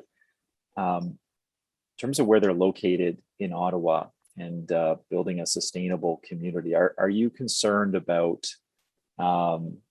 additional costs from building as a result of lead of clay, the transportation issues that staff had pointed out initially, the concerns around transit access, do those, even though there may be a deal in place with the city, do those not concern you in terms of development on a piece of land that is not a sustainable area of Ottawa to develop, which city staff have pointed out previously, both financially and environmentally? Cindy, I think you could maybe take that. I'm happy to take that. Through you, joint chairs, you have a number of concepts that you've introduced, Councillor Menard. We have no concerns whatsoever about whether this is a sustainable and appropriate location to create a new community.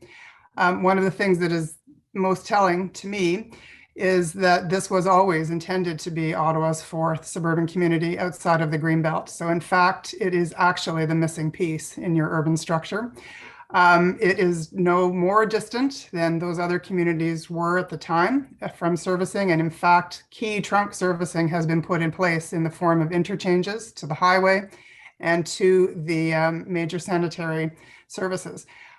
So a very logical place for growth, really just had to wait its time.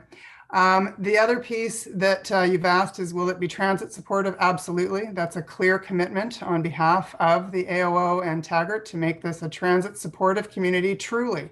From its first design perspective, again, not an opportunity that I believe exists in Ottawa today. You have been very successfully, through the excellent work of your team, working to re-urbanize the city around a transit system. Taywin will be built to support transit and all forms of active transportation from its inception. I apologize if I've missed any of the other things that you raised, but we have soils. I believe that we are on record on a number of occasions through the professional engineers who are associated with the Taywin team, but also well-known across the city of Ottawa, who can provide reference to a whole number, I believe there are about half a dozen other Ottawa communities who have very similar soil conditions where a community development has already taken place. Taywin is no different. And I'll just come back to that one piece because it seemed to me you were mentioning that natural heritage systems may change and that in the future, some of what is currently designated the natural heritage system in the area could be developed. Is that the thought there?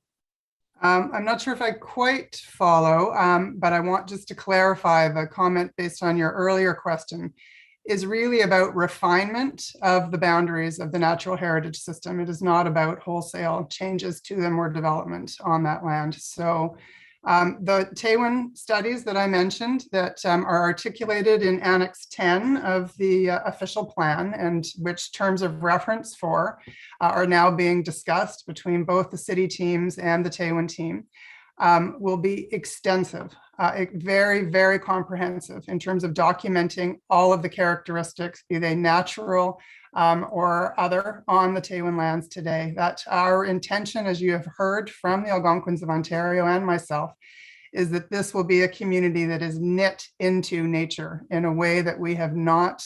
I will take a partial blame for this as a professional planner, that we have not done well in the creation of our communities for a long, long time. So we are looking at the world's best precedents. We're looking forward to being able to engage with your staff, who are very keen also to start talking about the vision for Taywin and everything that can be achieved here, so that it truly is a community that is not just respectful of, but accessible to and from nature. Thank you, Chair. I'll leave it there. All right, thank you. I will just add one little piece on that I think might be helpful for members of the committee. It's likely not something that the delegate would raise, but the land in question, the natural heritage systems land, that is land that is currently designated as unevaluated wetlands.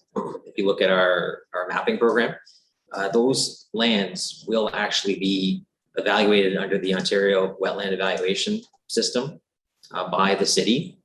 And any reports on that would be submitted to the Ministry of Natural Resources and Forestry for consideration as provincially significant wetlands. So the PSW designation would carry much heavier weight than our natural systems designation. And the PSW would then inform any future decisions on expansion of lands in that area. So it's not something that's an OP thing, but it is an important consideration when we look at future expansions, if necessary, in that area. Councillor Gower? Thanks, Chair. Thank you to the delegation for the presentation. It's interesting because we're giving a lot of scrutiny to this area that we call the Taywin lands, and we should be. We're Category 3, and we've already identified in previous conversations over the past few months the risk. I'm glad to see in the report Annex 10 and Annex 12 that address many of the concerns that I and other councillors had around mitigating some of those risks and ensuring that Taywin does pay for Taywin. I guess what I'm struggling with, and I'd like to hear from the delegation, is how do you get to that critical mass of population to actually create a complete community? How do you get the shops and services built there to serve people? How do you get schools to be built there? How do you get workplaces there that ensures that this is a complete community? What's your plan around, in the early going, down the road when this is a fully built out community and there's 10,000, 20,000 people who might be living there? It's different, but I have a real hard time seeing how this will be a walkable or transit oriented community in the first few decades of it. So how do you achieve that critical mass? I'm happy to take a start at that through the joint chairs if Wendy and Lynn are fine with that. So Councillor Gower, excellent question. And I understand that it's something that has not been your experience to date. I think that one of the things that in a suburban community setting, I think one of the things that is, and of course, again, I want just to emphasize because it is the absolute truth that we don't have the specific answers yet for what Taywin is going to look like. That is a process that we will all go through together over many years of consultation and engagement at a technical level, at a community visioning level. But the simple answer to your question is the owners group have made a commitment to fund transit from day one, which means that the mix of uses and the densities of development need to support it. Otherwise, it will be a complete cost as opposed to something that riders can contribute to. It is also, we've said before, and I'll just say again, that the overall character and density of the development will be different from anything that you have seen to date. There will be homes on the ground as well as homes in multi-floor buildings, but they will be on a much more compact footprint so that the population densities from the very beginning will be higher. All of this is going to be carefully calibrated to make sure that it does deliver density early so that we can honor the commitments in terms of funding all of the services that have been articulated.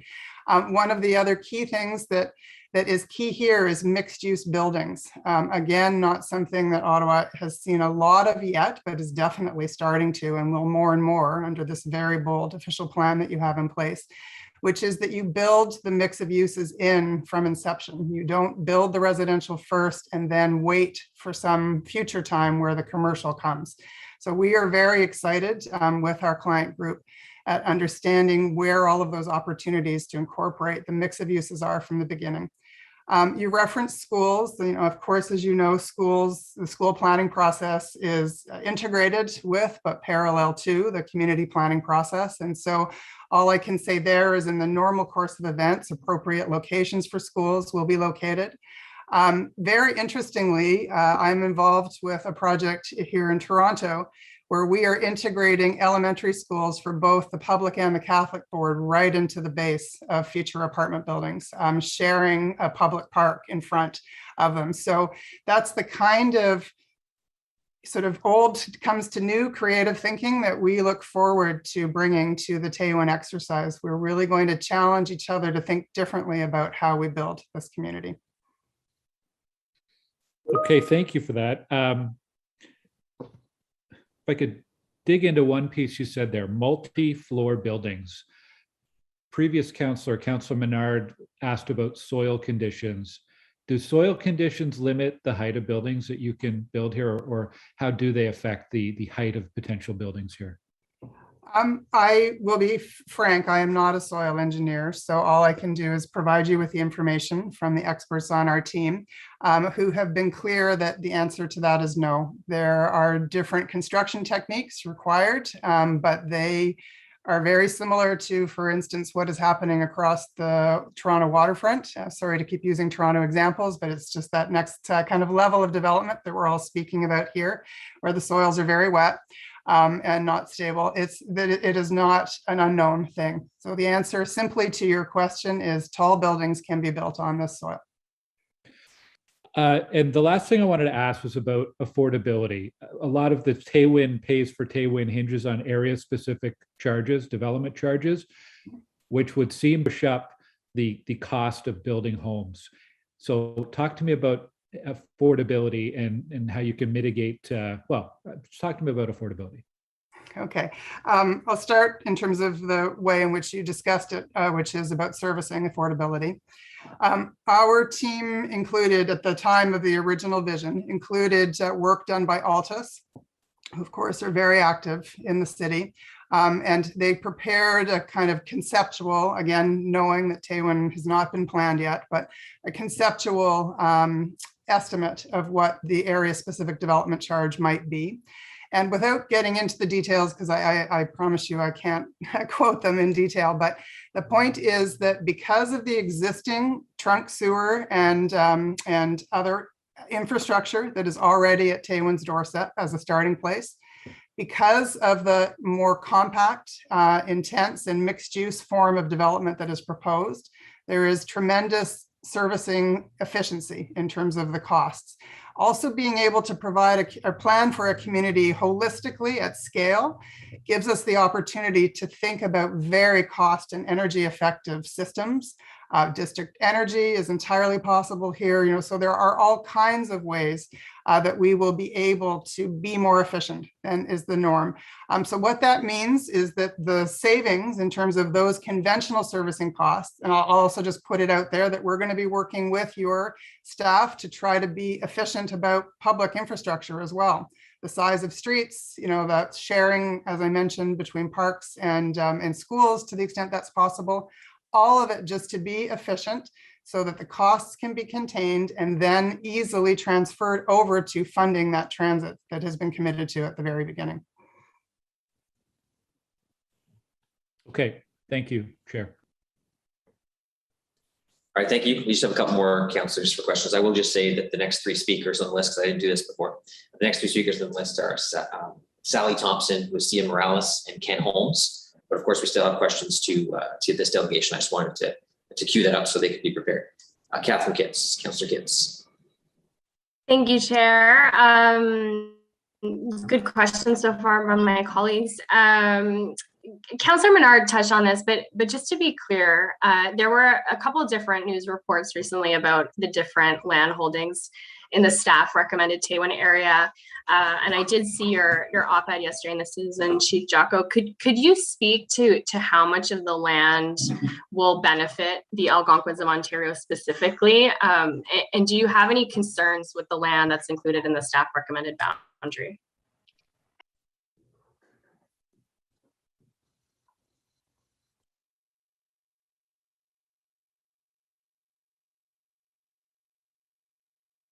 Maybe you can go ahead, Cindy.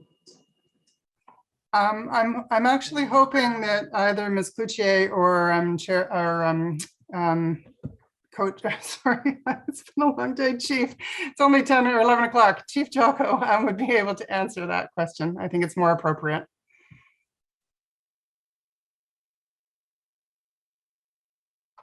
It looks like Lynn is working. Yeah, okay, I'll give it a whirl. So what you're wondering is, let me get it clear, because as you were asking, I was thinking Wendy was going to answer it, so I didn't pay really close attention. So what you're wondering is if the change in the situation on the land piece, you think is going to affect us. We're in a full partnership deal with Taggart. So I don't, please ask your question again. Thanks. Sorry, so the staff recommended boundary include, there was reports recently that the Algonquins of Ontario don't own the land or a large portion of the land that's in the boundary. So I was hoping someone could speak to how much of the land that's included will benefit the Algonquins of Ontario. And do the Algonquins have any concerns with the land that is included in the staff recommended boundary? No, we don't. All the lands that are part of the building are part of the whole partnership. We will profit from all of those. So any lands owned by Taggart and or the Algonquins are part of the partnership. And again, I ask you, why it is important to you that you question the deal that we have made.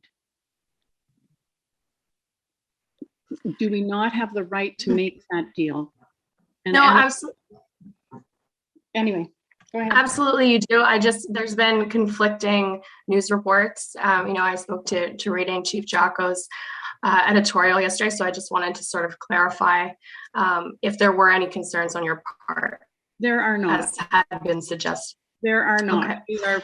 We are full partners with Taggart. Thank you. Sorry, I had to step away. I'm being distracted here. I'm actually in British Columbia, so I do apologize. And just to reiterate what Lynn has said, the lands are owned by Taggart and the AO jointly. So, miigwech. Thank you.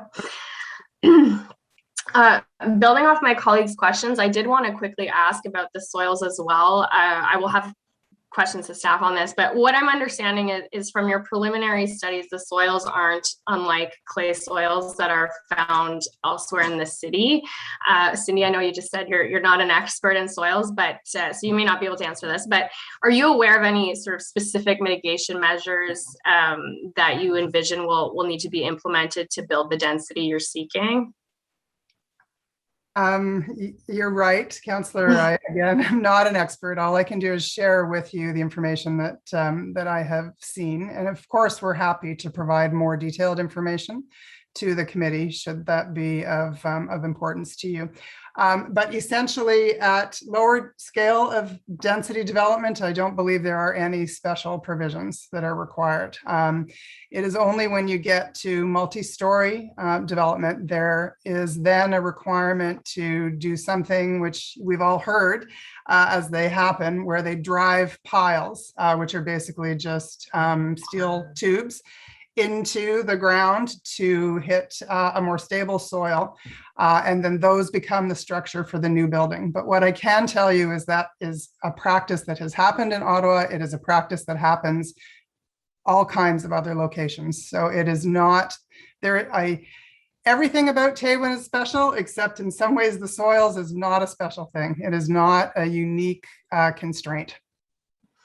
Okay, thank you.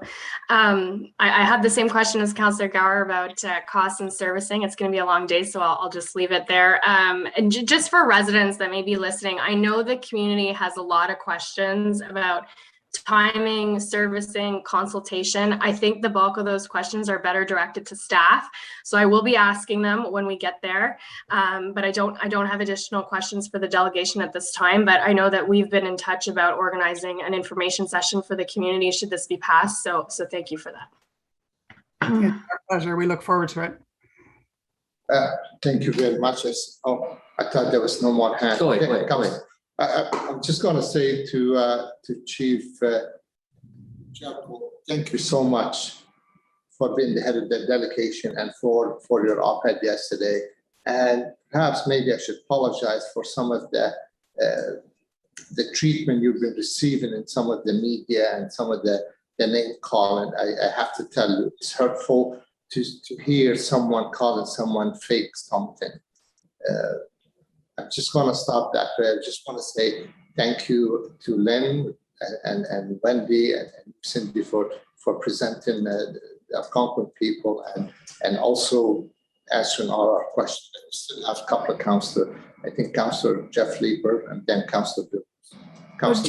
Yeah, thank you for your kind words nonetheless. I appreciate that. Thank you. Thank you very much. I do want to follow up on Councillor Gower's questions with respect to the cost of servicing, the cost of transit. Do you have any notion at this point of how much that might add to a homeowner's bill? What range?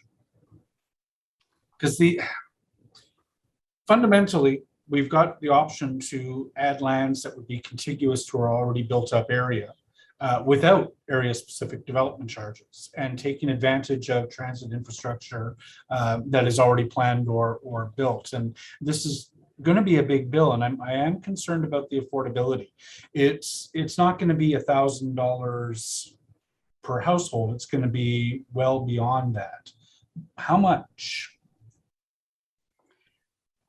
Through you, Joint Chairs, Councillor Leeper, again, as stated previously, this is not my area of training and expertise. All I can do is refer back to the material that has already been submitted to the city, which indicates that the door-by-door charge in Taywin will not be significantly different from other greenfield communities. The money will simply be spent differently.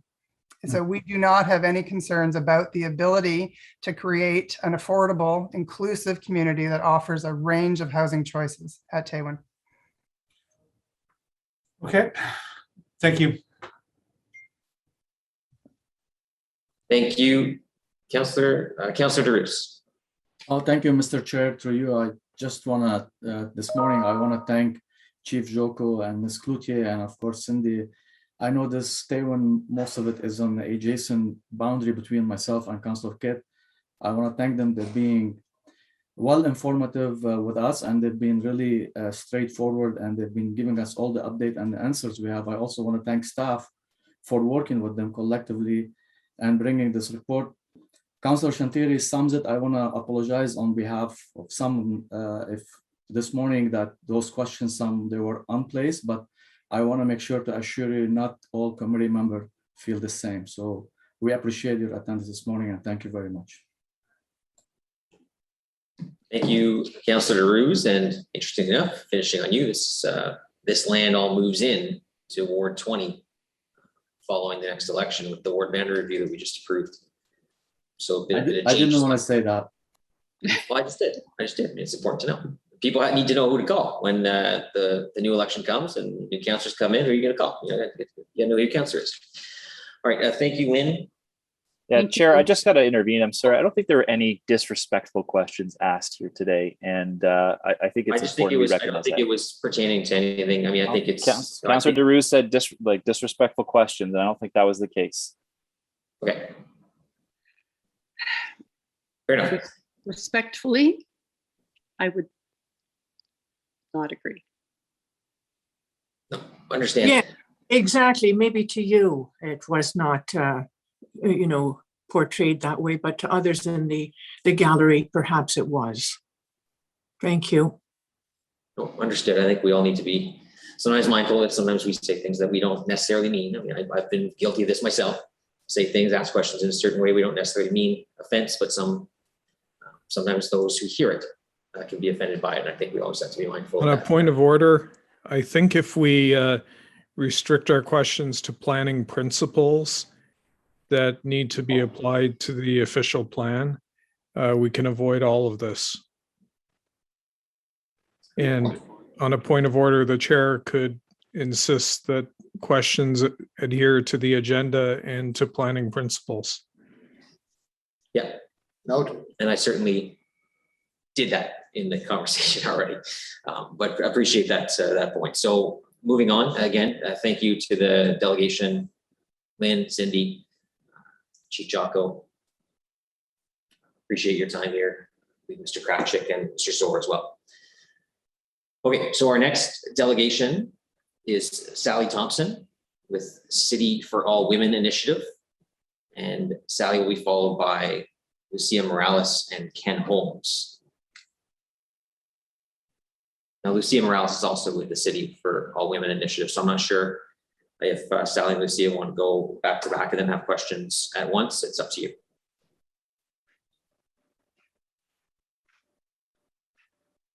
Can I start?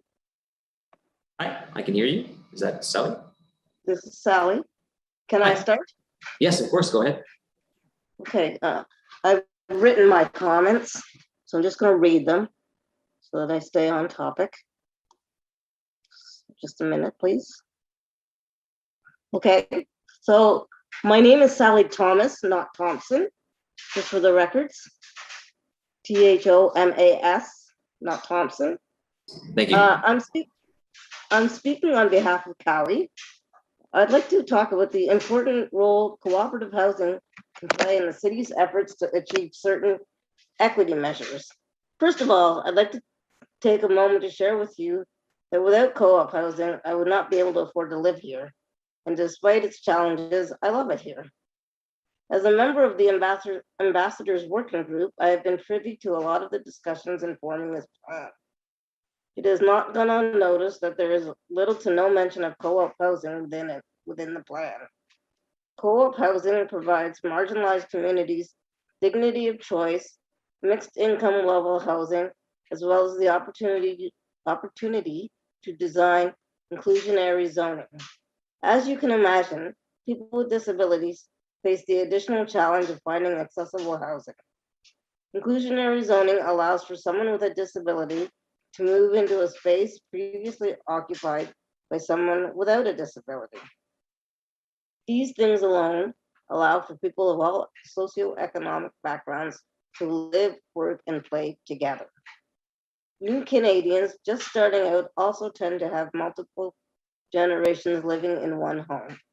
Co-ops tend to be multi-unit dwellings which address intensification targets set out by the city and can also have the ability to achieve more 15-minute neighborhoods, encouraging business and infrastructure.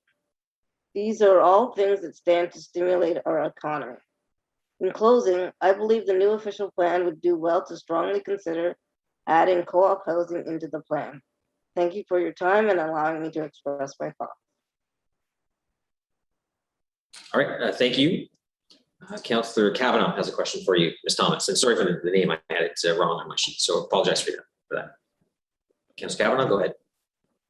Thank you very much, Sally, for coming out today and raising these important issues. I appreciate it, and I think you'll note that in the official plan that housing was considered to be the most important issue under the gender equity section, and for good reason. And I appreciate the fact that you brought forward the issue of co-op housing. It's something that I feel very passionate about too. I've lived in it, and it was very successful. I think that it would be great to have more. I can ask questions about that later to staff.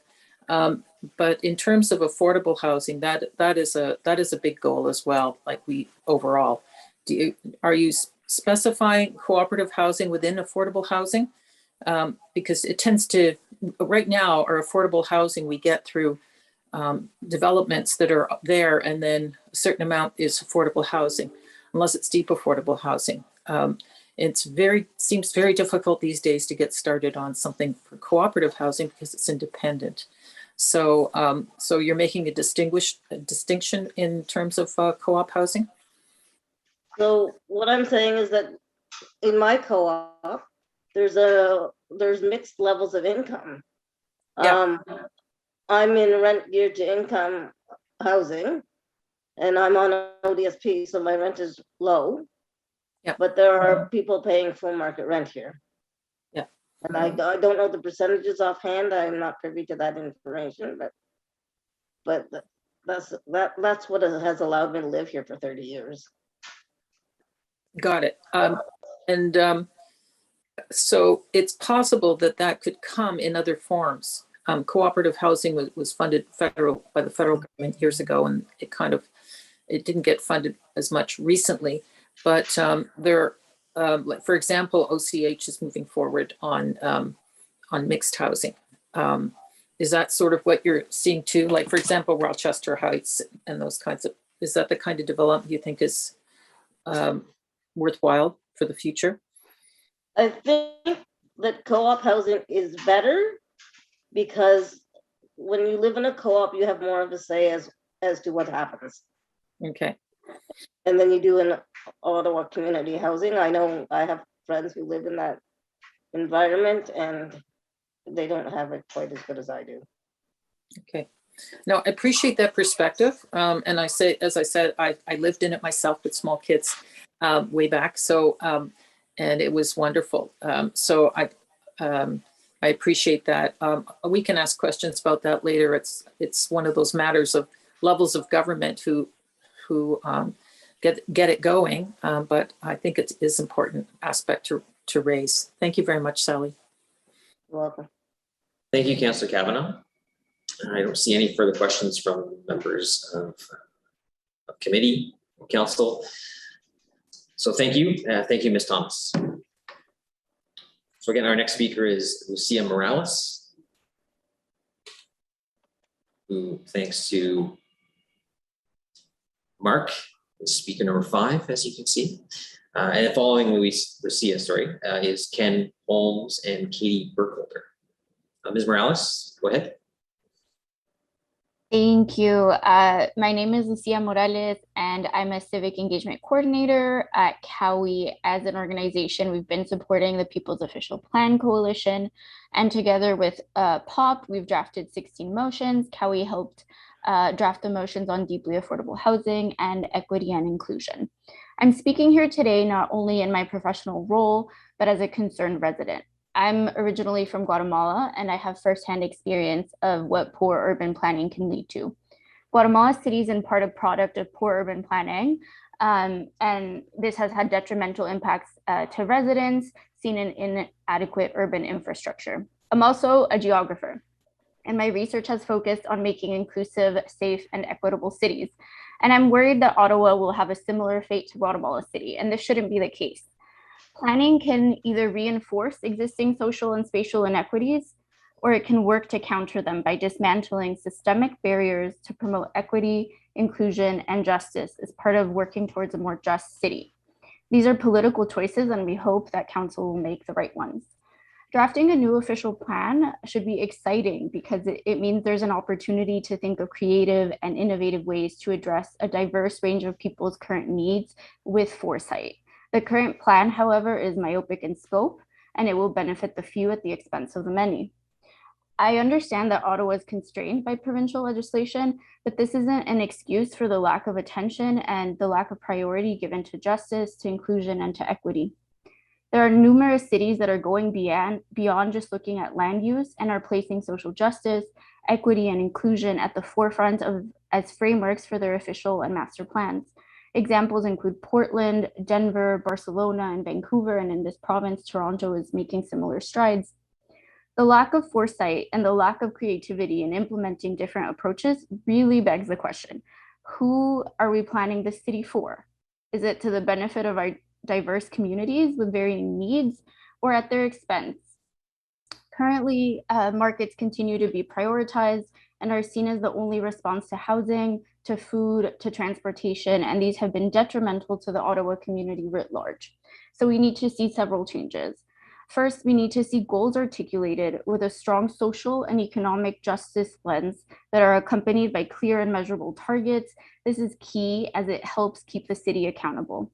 The city should be using the equity and inclusion lens that was developed many years ago, and this needs to be foregrounded and needs to frame the official plan in its entirety and not to use just terms gender and equity as tokens that are sporadically mentioned or inserted into the document.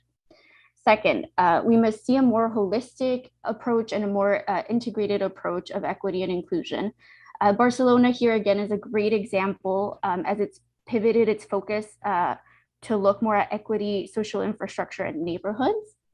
Third, we live in a city with a self-declared affordable housing emergency. This plan needs to act on this reality. The official plan needs to address truly affordable housing for all family types and sizes to ensure that housing provided is adequate, accessible, and affordable. The plan also needs to use the gender and intersectional lens to accommodate racialized, gender diverse, and disabled groups. Number 4, it's crucial that the concept of 15-minute neighborhoods, which everyone's so keen on, to be clearly defined and to integrate deeply affordable housing, social infrastructure, and other urban justice issues like access to affordable and culturally appropriate food, rather than treating food security and housing, for example, solely as a retail issue. 5, the city should identify municipal land to locate or co-locate affordable housing and social infrastructure like childcare, coupled with anti-displacement measures. We voiced our concern before at the lack of proactive policies dealing with equity and inclusion, because the plan as it is right now is a recipe for gentrification, and gentrified neighborhoods are not complete communities. So we'd like to see a plan that includes deeply affordable housing targets specific to 15-minute neighborhoods to make sure that gentrification doesn't lead to the displacement of anyone, but especially marginalized and low-income individuals. So we need a better path forward. Significant changes must be drafted so that we have a truly livable, equitable, and inclusive city. Thank you. Thank you very much, Ms. Morales, for being here today. I appreciate that and for your involvement in the OP Up-to-Date. Councillor Kavanaugh has a question for you, as does Councillor McKenney, but we'll go to Councillor Kavanaugh first.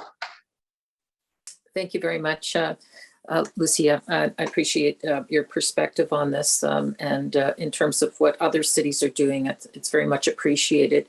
I guess one of the issues is the definition of affordable housing and where it goes and how we implement it.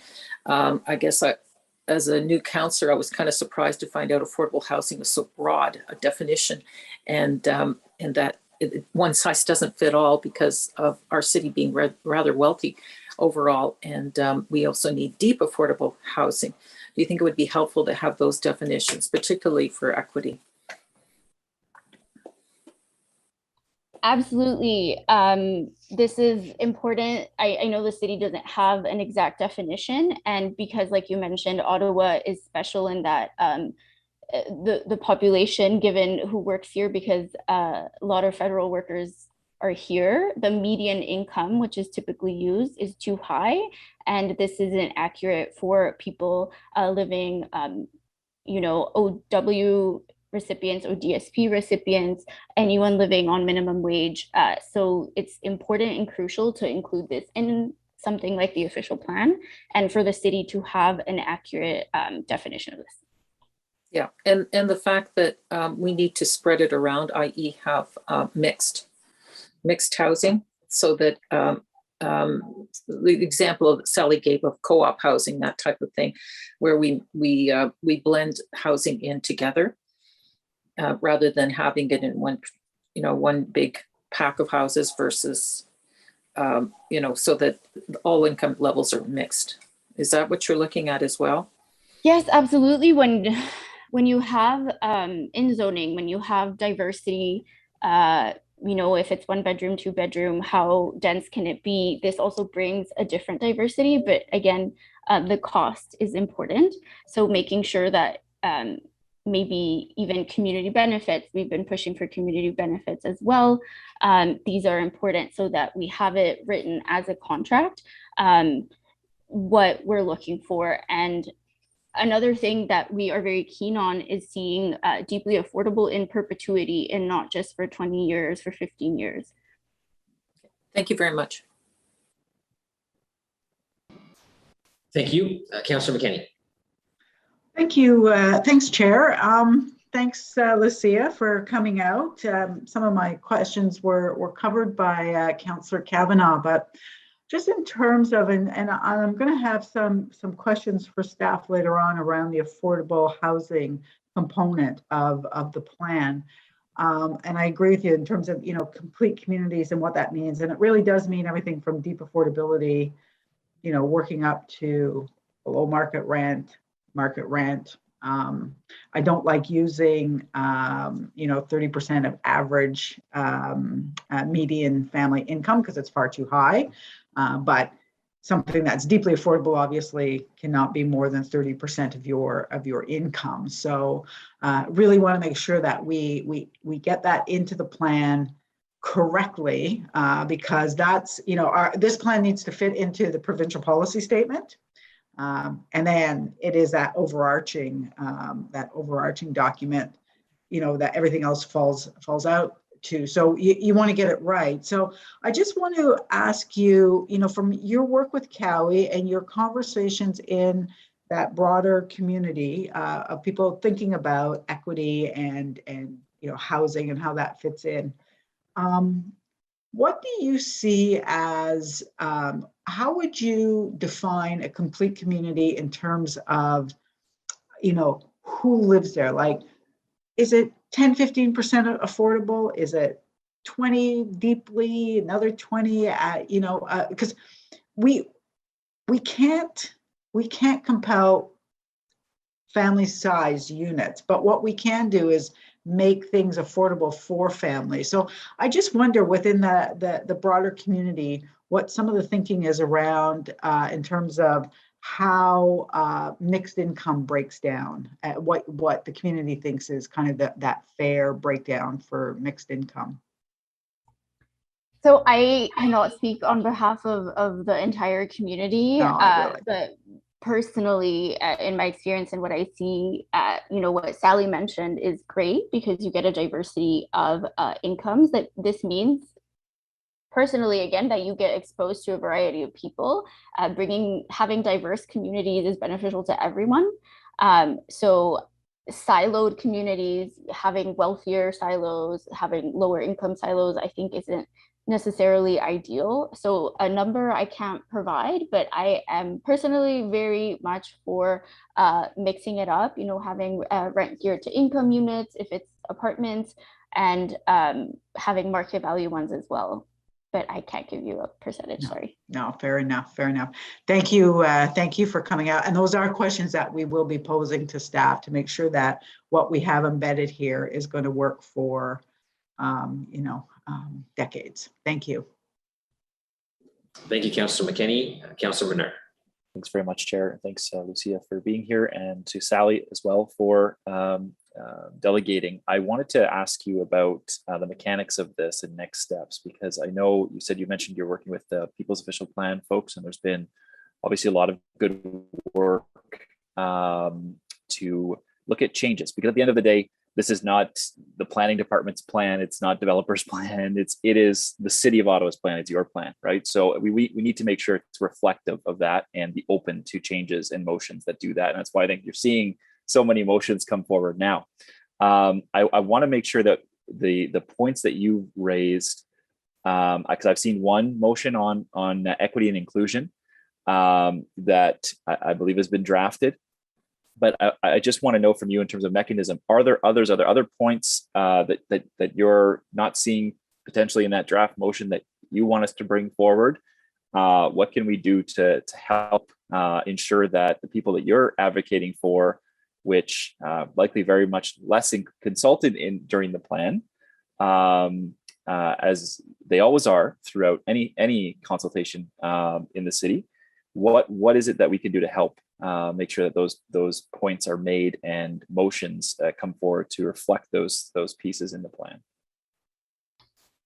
Thank you. That's a great question. The motions right now that councillors have that we've drafted are pretty accurate on things we absolutely need to see. We can recommend a lot of more changes, but these are our absolute kind of, these definitely need to be in there in some way or form. But, besides councillor support, if councillors would like to meet with us, we can, or our membership, or we can facilitate those conversations. So we're happy to, I know that time frame is short now, but we're happy to do that. And in terms of the rest of the POP motions, you'll be hearing from a lot of us today. So you'll get lots of details on that. But from us, I think we got it, it's on there. And if you would like to meet more with residents for further input, we're happy to facilitate that. Okay, I just want to make sure that motion's not getting cut up and that it is implemented in full. I know Councillor King, Councillor Kavanaugh have been working on it. So I just want to make sure that it's reflective of what you're asking for, because at the end of the day, it's your plan. So thank you. Thank you, Councillor Menard. Councillor King. Thank you, Chair. Councillor King. Thank you, Chair, and thank you for your delegation. And as my colleagues around the table have mentioned, both Councillor Menard and Councillor Kavanaugh, we are working on elements to really attempt to enhance the focus on equity and to really drive the fact that there should be, in my estimation and an estimation of many people across the city, a declaration that really emphasizes social equity. So I was wondering if you could speak to that. That's an area we are examining in terms of some of the amendments to the official plan. The idea that we really state that social equity is central to the development of a fair and equitable city, and we start to really tie in things that I've heard over the course of this term around ensuring that we have proper investments in housing, economic development, in health outcomes that are geared to all, which is what I think you've been talking about. And some of the things that we want to do is ensure that there is a direct tie to high quality, affordable housing, specifically for new immigrants, for Indigenous people, for Black and racialized people. I think we hear that your vision is trying to integrate all of these elements and have them come together. I was wondering if you could speak a little bit more to that, especially around the social equity component and seeing how those elements can be tied to all the things that the city undertakes. Absolutely. So first, I want to acknowledge that there's often pushback in saying, well, this is a land use plan. Like, what does land use, what does planning have to do with equity and inclusion? And that, again, is very myopic. It has everything to do with it. If this is our plan for a future city, we want to make sure that things that haven't occurred, the concepts of redlining in the United States, or without going too far in Halifax, those still have repercussions today. So we want to make sure that things don't happen like that again, and that our marginalized and underrepresented communities have a say and have a secure future, whether that means having access to affordable housing. Again, we have a housing crisis. It's not just affordable housing, but it's the fact that more than before, and more because of the pandemic as well, we have people that can't access a home, and the fact that this is still even a discussion is so hard to do. So I think it's critical that council, continues to really listen and meaningfully consult the community and create a city that isn't just for, the usual few, the same few that we see, people that live in the wealthier areas that don't have to worry about putting food on the table, that don't have to worry about paying for transit. We live in a city with one of the most expensive transit systems in North America. So taking your kids, having to go to your medical appointments, if you're on ODSP, if you're on OW, this is super difficult to do. So we want to make sure we're creating a city that meets the needs and basic needs and demands for folks on low income, but also for everyone, so that we can have a livable city, like councillors are proposing, how the planning department is proposing, a livable city, but one that we can also, go for work, for play, and for everything. So I know I'm taking a lot of time, but if you look at the motion, we have suggested what we absolutely need to see, and we have one for housing specifically, and we have the one for equity and inclusion. But I think having the voices and the representation of underrepresented folks that are marginalized and we don't see or hear from often is super, super important. I don't know if I answered your question. No, you have. I really do appreciate your input, because we want you to know that we are listening, that we do see a need for direct links to social equity. Really, in our estimation, that really means equity of opportunity, equity of outcome for all residents in the city. And the inputs that you have provided, Cowie, as well as through motions to us, is very helpful. We've been listening through different processes at the city, through the establishment of an anti-racism secretariat. Many of my colleagues are working on budget consultations, and my office will have a budget consultation specifically for racialized, Indigenous, and Black communities. So we want to ensure that we bring this vision of equity because we want to break vicious cycles.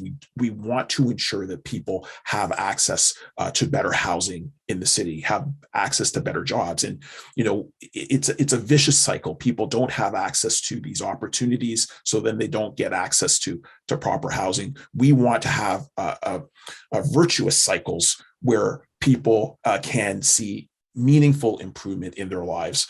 And this is part of the process. So I really thank you for your delegation. And I just want you to know that people around the table are definitely listening. Thank you, Chair.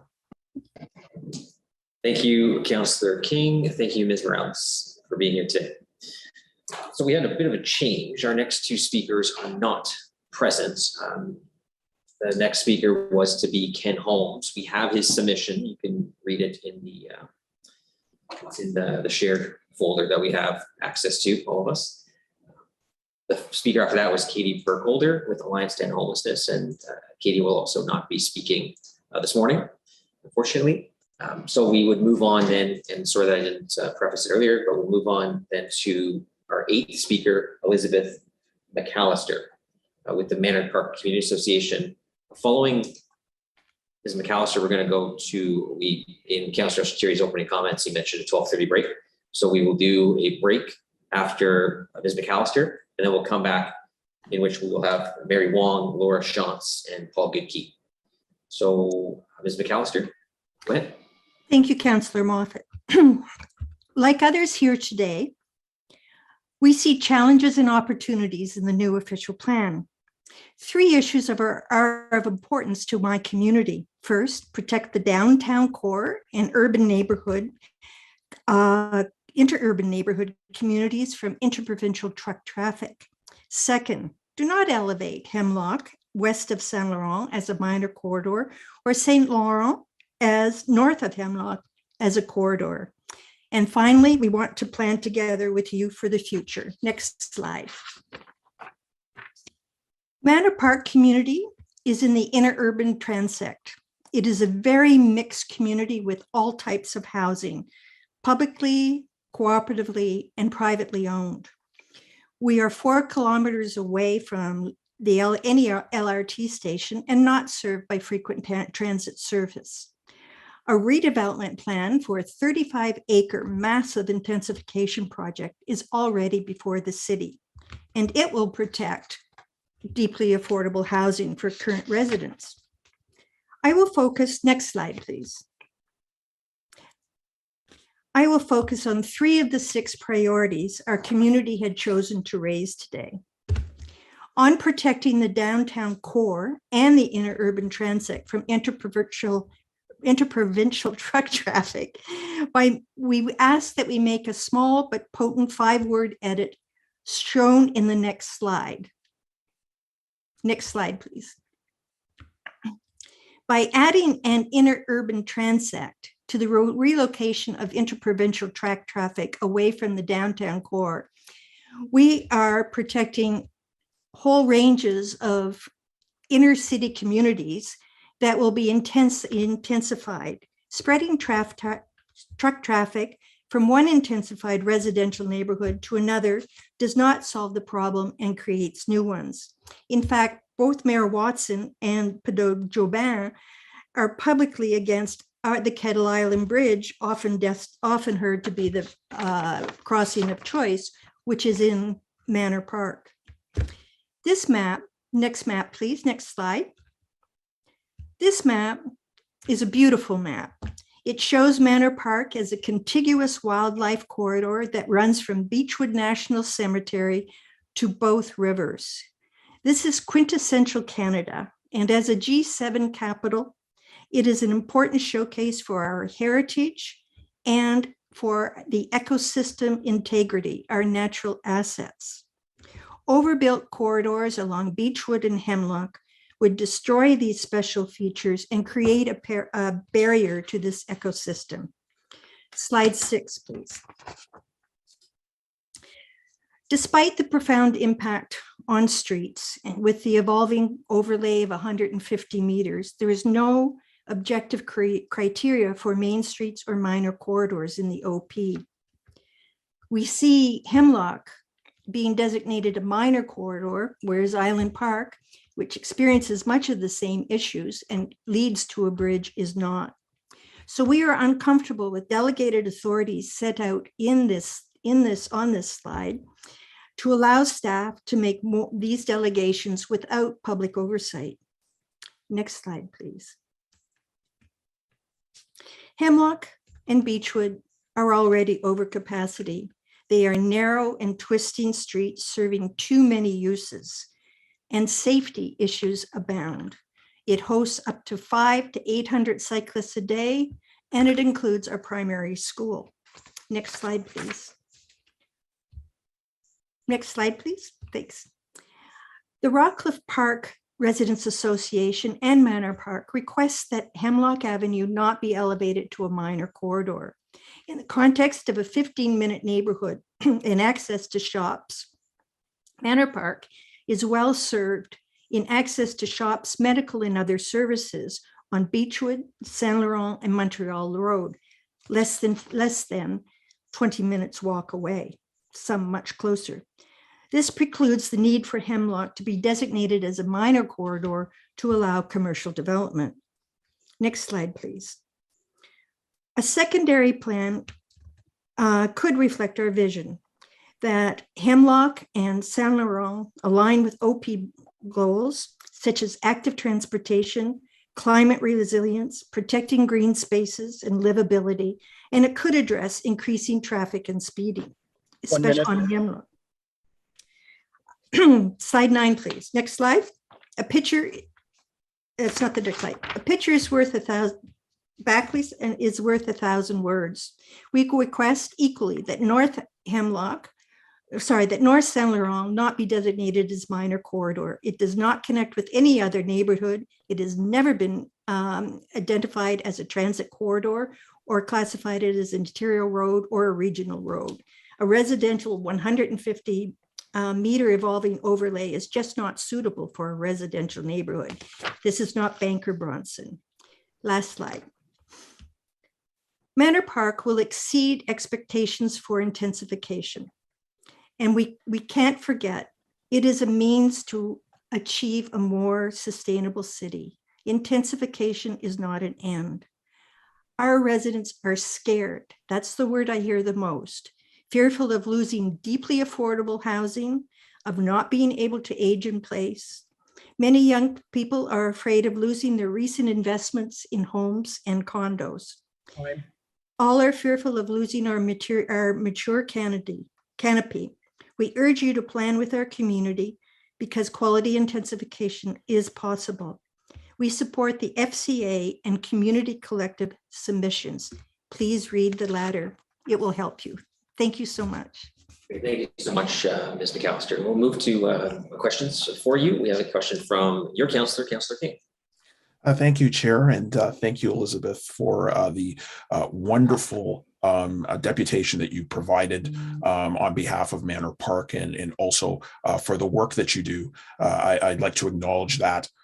Especially with the community collective, it's not just planning issues that you bring to us. You bring the holistic scale of considerations, including around social service investments across the board. So we're really appreciative of the work that you've done.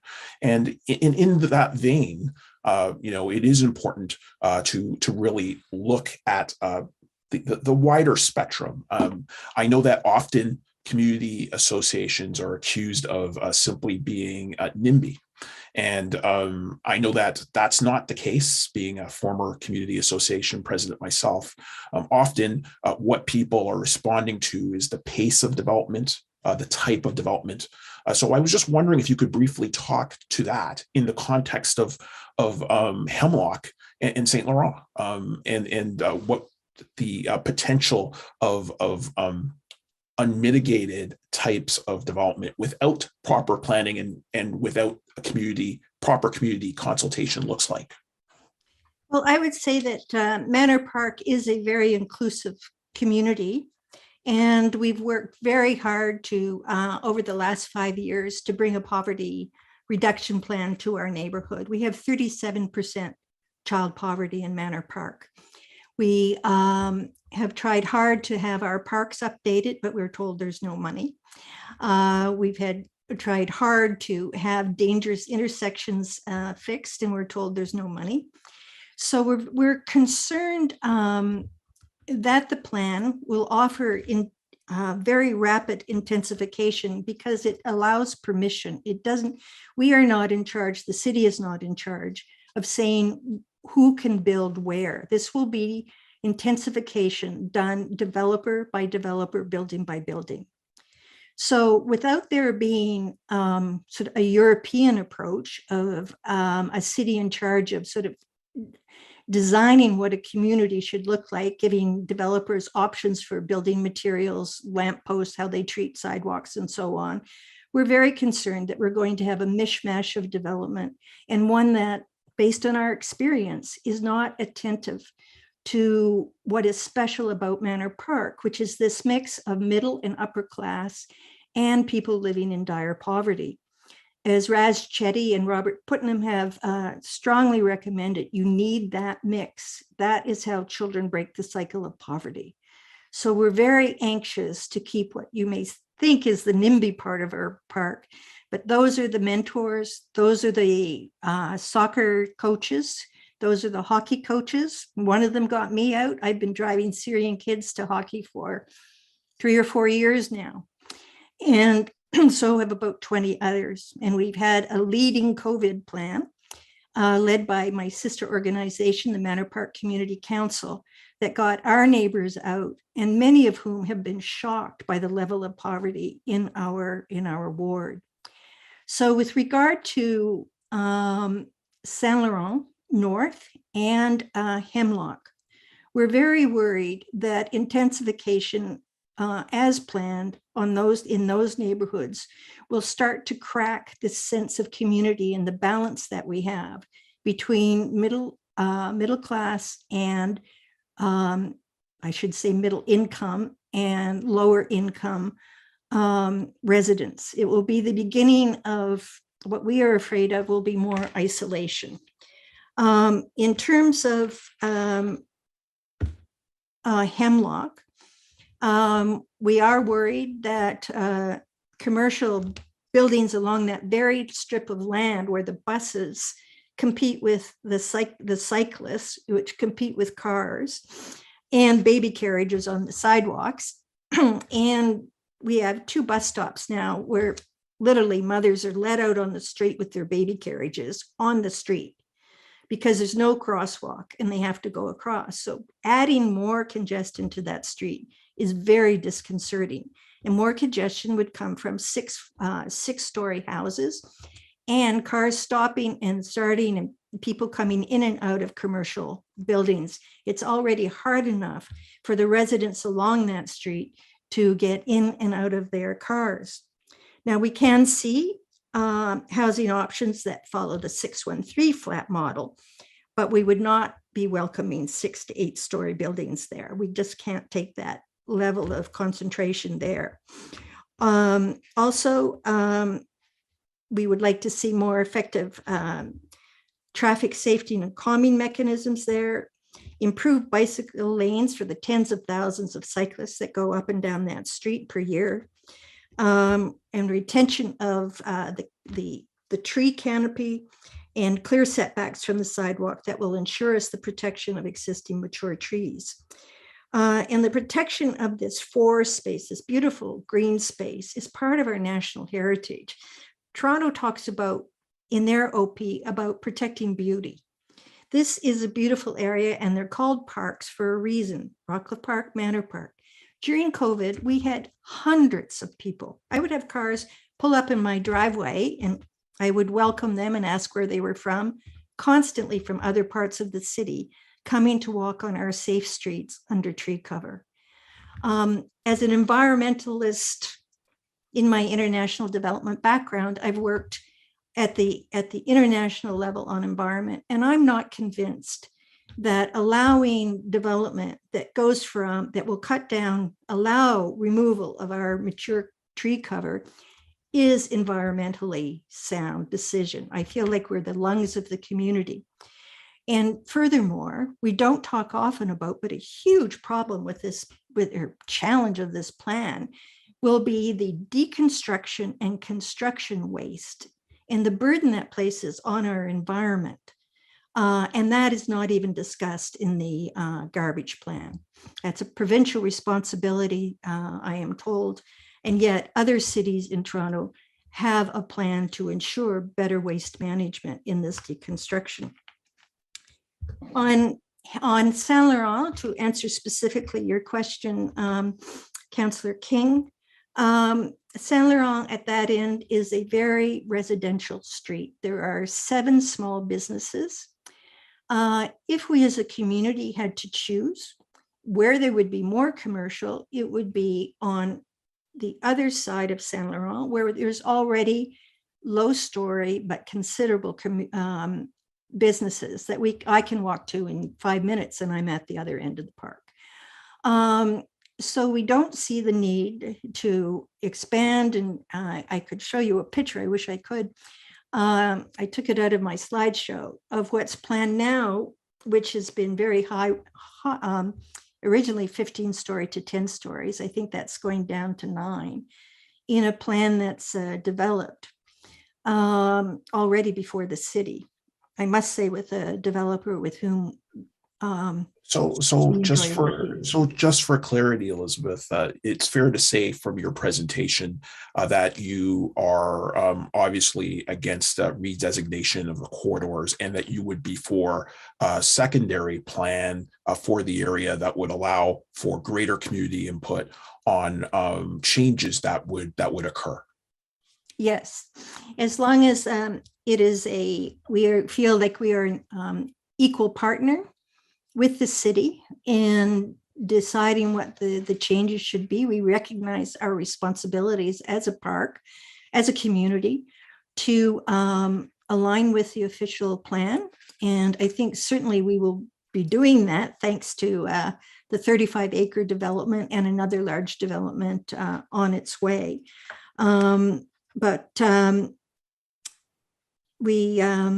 We would like to preserve the safe, quiet, and a very healthy and inclusive community while enabling the intensification. And perhaps a secondary plan is, yes, a secondary plan would be a way to do that, but it needs to be put on the priority list because we have major development coming to us very quickly now. As I say, it's before the city. And I would definitely concur with you. And if the chair would indulge me, just one more line of questions around the bridge. Do you agree that trucks need to be removed from the downtown core? Absolutely. And we've talked with our colleagues in Sandy Hill and Lower Town about our full support for the trucks being removed from the downtown core. Okay, so are you suggesting that a new bridge should be built in a suburban transect? No, I'm not suggesting that. In fact, the city had already decided some time ago that it would support a tunnel. And the city had agreed, the provincial government had agreed, and we were about to start an environmental assessment. And instead, the federal government decided against making its contribution to that assessment, and it died. And they've gone in favor of 2 plans that have been widely discredited, both technically and in terms of not taking into consideration some of the major issues. Kind of verging into traffic or transportation master plan territory. We're getting a little bit off on official plan because it is in the official plan. It is in the official plan. Any discussion about a future bridge is something that would pertain to the transportation master plan, which there will be a policy report on the transportation master plan coming in early 2022.